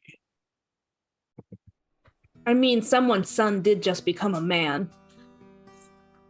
Other than me. No, please, no. He's not your son. Oh, thank God. Thank God he's not my son. That is a 12. 12. Okay. As you are looking, you see, I'm just getting the name right for this. Yeah. Okay. You see that as you are going, you enter into like a cloud of this nebula. You feel your ship for a moment start to power down, the common thing that happens when you enter into planar nebulae. But then with a little bit of tinkering, you can turn the ship back on. Dams and flies are much smaller in scale. They're stealth flyers that are built to do this and handle this sorts of situations. And as you're going forward, you see ahead of you in the distance the ship sitting dead in the water, having not yet noticed you. You spot the Eternity floating quietly there. This image that I shared in the Facebook chat, I invite folks to take a look at it, if possible, Max, to put this up in our middle screen here. Oh, that's pretty freaking cool. You I see- love I'm that having shot. emotions. That shot is crazy, dude. You see the Eternity. Okay, we're standing out on that deck and we're doing our toasts up there. We gotta have that view. Yeah. You see the Eternity floating quiet and dark in this nebula. As you are looking, you see that you've had this situation happen to you a couple of times. Their engines are broken. The nebula has done something to them. And as you ghost quietly forward, you can spot that crawling around the outside of the ship on the deck are small little like critters that seem to be made of mostly tentacles. And you see Spelljammer Academy agents walking around the deck.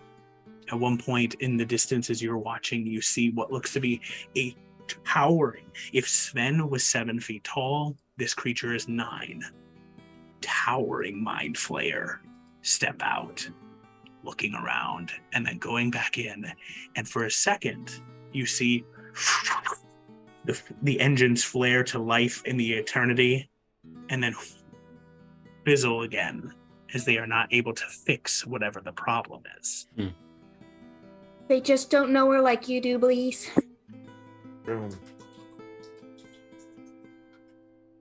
Guess I'll have a little bit of work to do once we get over there. Do we? Yeah. So you said that there's Academy agents walking around there.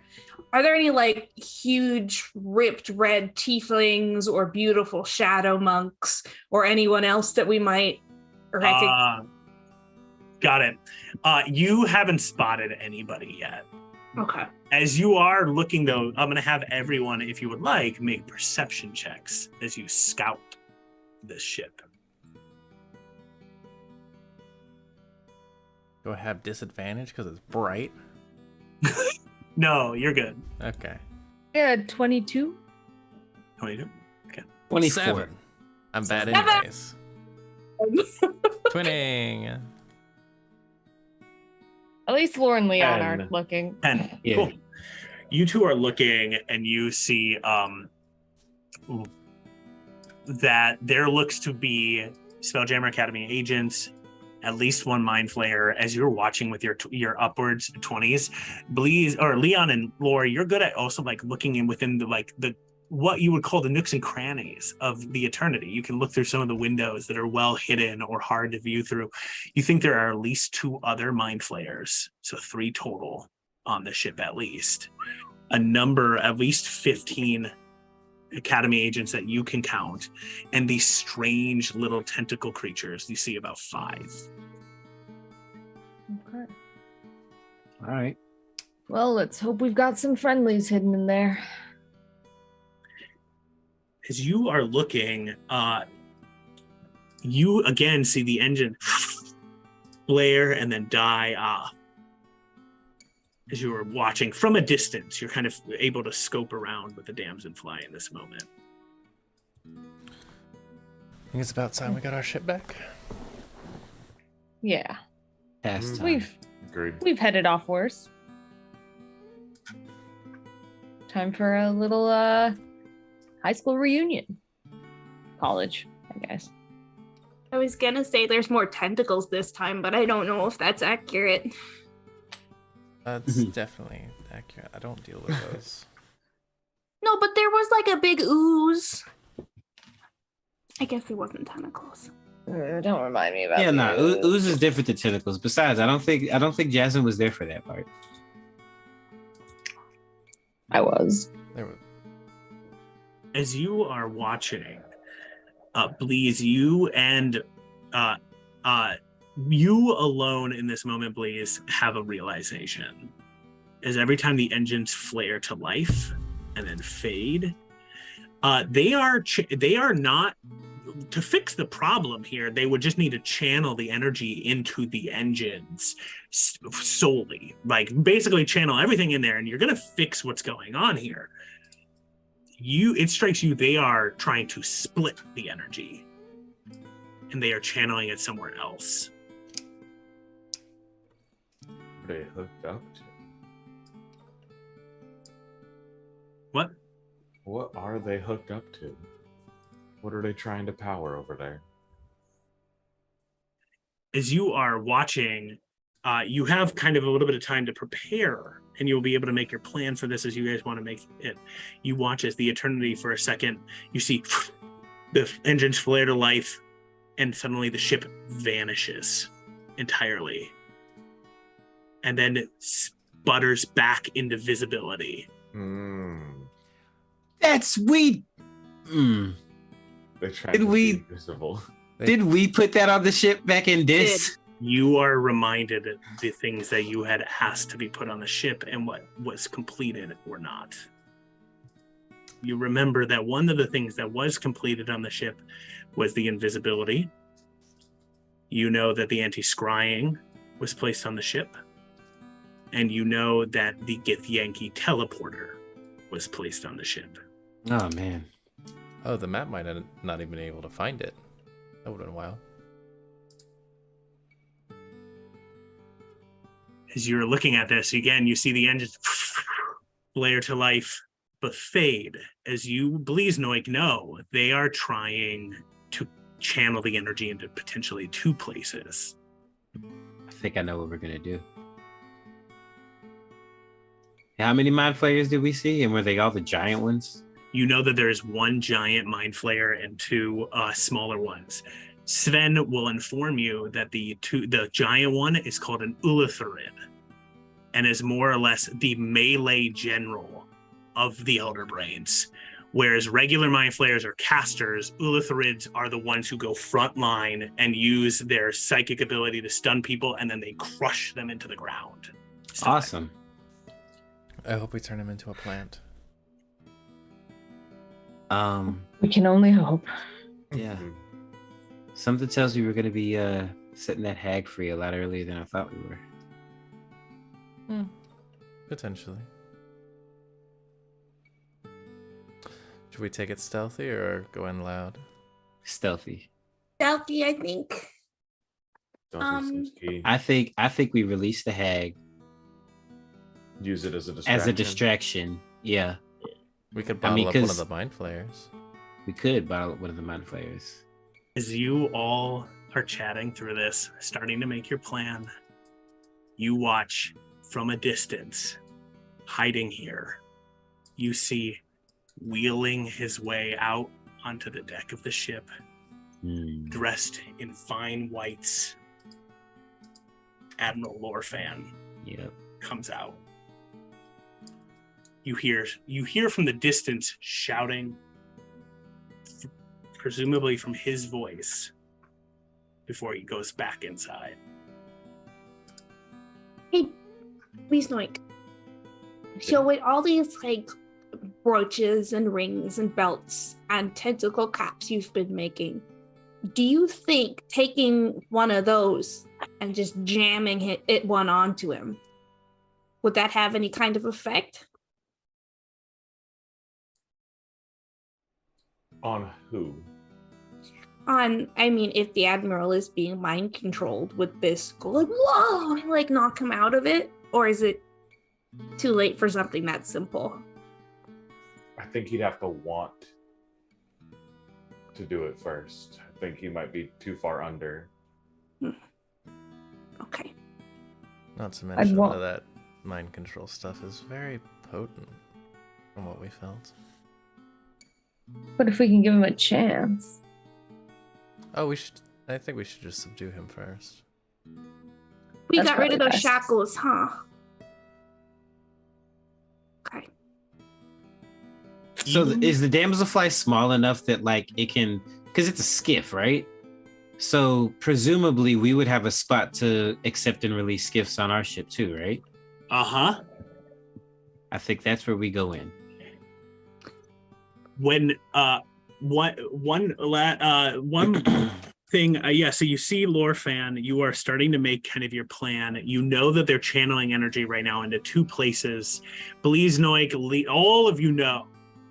It is only a matter of time until somebody actually coordinates enough to be like, we're going to fix this and get out of the nebula and not be stuck here. And yeah, what did you have, Drizzle? Are the Illithid, the caster ones, they're pretty tall, but would a 7'3" fit in well? Do they relatively look similar to each other? Yeah. I'm going to use my Eldritch Invocation of Disguise Self. Okay. As you are making your preparations here, one thing as you start to maneuver the damselfly, you notice, Leon and you in particular notice, they've added another ship onto this. There is an escape pod that they've also strapped onto this ship. Cool. Do we want to just pop that thing off so they don't have an escape route, or do we think we might need it later? I think we might need it later. Okay. Yeah. Besides, if they try to escape and manage to get away, we're going after the big boy. You know? Okay.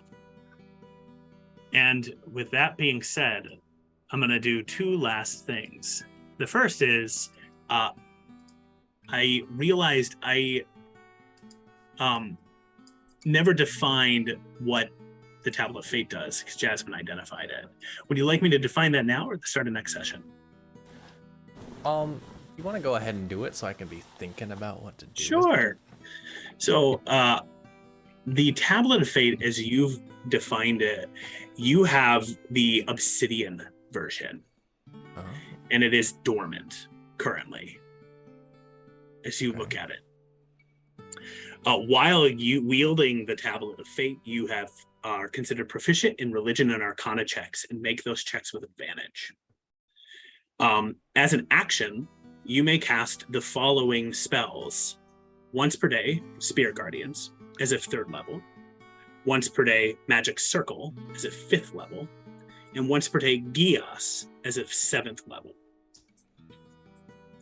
In addition to the spells above, and Jasmine, as you've been messing with this, one of the things as you hold this in your hand, is you start to kind of like channel energy into it. You notice that names start to list themselves across the tablet of fate. You see that 9 names fall on this tablet of fate. You don't fully recognize any of these names immediately. You would have to kind of investigate them. But as you look, in addition to the spells above, the tablet of fate may cast Modify Memory as if cast with a 9th level spell slot, requiring a DC 25 Wisdom saving throw, up to 10 times. After 10, with every time it's cast, a name is added to the tablet. There is 1 slot left on this tablet. After the 10th time casting the spell, the tablet of fate loses this ability. You think that if this tablet is brought within 5 feet of the alabaster tablet, it will awaken and acquire a new set of abilities. Fuck. As you inform the party of this, as you sit with it, you start to fly the damselfly in. You get closer and closer to where you can port in, and you can port in a Leon and Bliznoik. I'm going to leave it to you. Where did you build this? You could have added any sort of skiff connection to this ship. Where would you want it? The bottom of the ship, on the side, in the back, or the front? It's where you're going to enter the ship from. The bottom would probably Thinking make the bottom, most yeah. sense. That's what I was thinking. Oh, as we go in, I just want to take that time to pump up my team, pump up my crew, and tell them, look, this is the time, you guys. This is where we get our ship back. You know, this little skiff has been nice. All of the spooning sessions have been lovely. However, think about it. We get our rooms back. Bleeze, you get your lab back. Drizzle, you get your floating bed back. You know, Jazz, you get your drawers lab of back. bodies. Yeah, your drawers of bodies, even the ones you don't think we know about. You know. I really hope the dragon is still there. Yeah, hopefully. Probably. Yeah. Smells awful. That's Grizzle's room is very cold at the bottom. It's fine. The drawers are refrigerated. That's a big drawer. It was the biggest drawer we had. The damselfly flies underneath the ship. Someone make a stealth check for the damselfly. Oh, You make this with advantage. I got The this. damselfly has a +7 to the stealth check. And I'm going to, before you roll the check, I'm going to define your DC for you. Okay. You are trying to avoid a 16. A We have to 16. get 17 or higher. You have to get it 16 or higher. 16 or higher. So I'm using not my stealth, but the damselfly stealth. Yeah, you have to roll at least a 9 on one of the die. Okay. So let's get it. That's a 17 on the die. That's Okay. just the first one. I might nat 20. Go for a crit. I wasn't in that 20. 17 was the higher roll. 17. Yeah. The damselfly silently goes in. Lore. and- Yeah. Real quick, I was doing an inspiring leader. Oh, red. So, Okay. Yeah. Everybody gets 15 temporary hit points. On top of Heroes Feast. On top of here. Oh yeah, heroes. How much did Heroes Feast give us? Hero's Feast D10. is not temporary. Oh, yeah. Yeah. How much do we You get from the are Heroes Feast? immune to poison and being frightened, and you had advantage to all wisdom saving throws. And you increase your maximum by 2d10. That's increased. Oh, so Permanently max. increase your maximum. Audience, could somebody in the chat roll for us 2d10? Yeah. So they're technically not temporary hit points mechanically, because temporary hit points don't stack, but you do lose them after the 24-hour period. Okay. Also, A before we 10. get all the way there, That's a good first Lore. roll. And Flacco. Flacco, this is great for the party. Let's get Right, another right, 10, right, Flacco. Come on, Flacco. I know it takes a sec to cool down before Yeah. they're able to As roll we're again. going forward, the last thing strikes you as you go into here. Every nebula comes from a specific plane. Every nebula has to. So it might be coming from the elemental plane of ethereal plane or the Shadowfell. This plane in specifically, Lore, you realize that you have a lot of familiarity with this plane. As you fly in, you feel the positive energy, the divine power of this plane. And you are seeing a god with its back turned to you flash in your head. You are coming from Lathander's plane.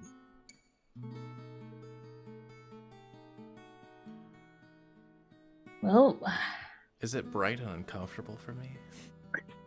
It's not horrible. and we're entering it right now? Yep, this is a nebula of it. Yep. Well, guys, I think I know where we are. And all I can say is, even if I changed course, I hope Lathander's proud of me. All right, you fly in. You get 17 HP. Are as we you- in Lathander's fart right now? Is that what I'm understanding? Yeah, essentially, Driz, yeah. I'm sorry, I know this is a big moment for you, but my understanding of the situation that we're in is really changing. As you turn and you look, you see like Lauren, that vision of Lathander's back to you. You saw as his cloak billowing behind him kind of goes like this, and he kind of brushes it for a second as the ship comes flying in. Oh my god. Look, even gods are beings, Flatulent. Drizzle. It's okay. Everybody farts. Yeah, with that, here you go, Even the Lore. gods. I got one of my other items. I'm gonna give Lore an alchemy jug. You bastard. I was reading about this online, but as the we'll get to that in a minute. As the damselfly flies in, you hear it connects to the ship. And next session, as we come into it, as we close out our session this evening, it's heist time. It's time to break into this ship Yeah. and steal it. All right. Thanks, everybody, for coming and hanging out. James, you monster. The internet was like, give them the amulet of alcohol drinking and then give them an alchemy jug so they can drink it constantly. That's so good. Lame. Awesome. Oh, God. Who needs a healing staff when you could just give yourself alcohol poisoning? Exactly. Or Alcohol mayonnaise. healing. Or mayonnaise. It's not alcohol poisoning when once, is it short rest day? It heals you. I think it's once a day. I think it resets at dawn or something. Yeah. Still, Thank you, everybody, for coming and hanging out with us with Spelljammer Iron Valor. Next week, we see our party attempt to break into their own ship and steal it back from a venerable horde of monsters, including an Utherid. Come and hang out with us then. They're going to need your help. They're going to need some die rolls. They're equipped to the nines, and we're going to see how they do. Max, can you help us out with giving us a little shout out to whom hung out with us this evening? Thanks, gang. Absolutely. Yeah, so we actually do have a couple from yesterday that happened after the stream ended. Dorktail gave us a little shout out and a follow, so thank you, Dorktails. Thanks, Derek. In addition, we had Ravaljax that did a suggest a poll. Thank you so much. Dire Bear GM with the raid, and Vera38 with the follow. Thank you all so much. All right. Thank you, everybody, for coming hanging out with us. Come and see us next Wednesday. We start around like 6:15 now, Pacific Standard Time, 8:15 Central Standard Time. Come and chill with us then and help join this crew as we get through things. Otherwise, we'll see you next week. Thanks all. Bye-bye. Stick around for the Bye. raid. Bow.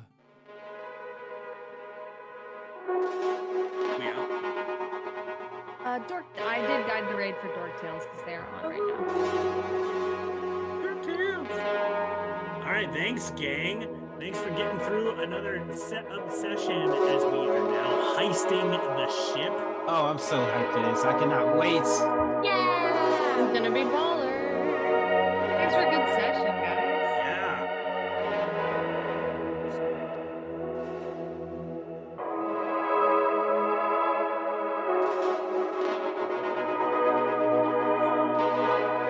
I think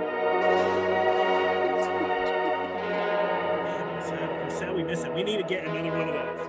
That was like, oh, this is gonna be a good jazz horror scene. All of a sudden, Drizzle's fucking naked and flying. I just assumed Drizzle's naked when she I loved the like side note of like, man, this was gonna be peaceful. No, this is our life.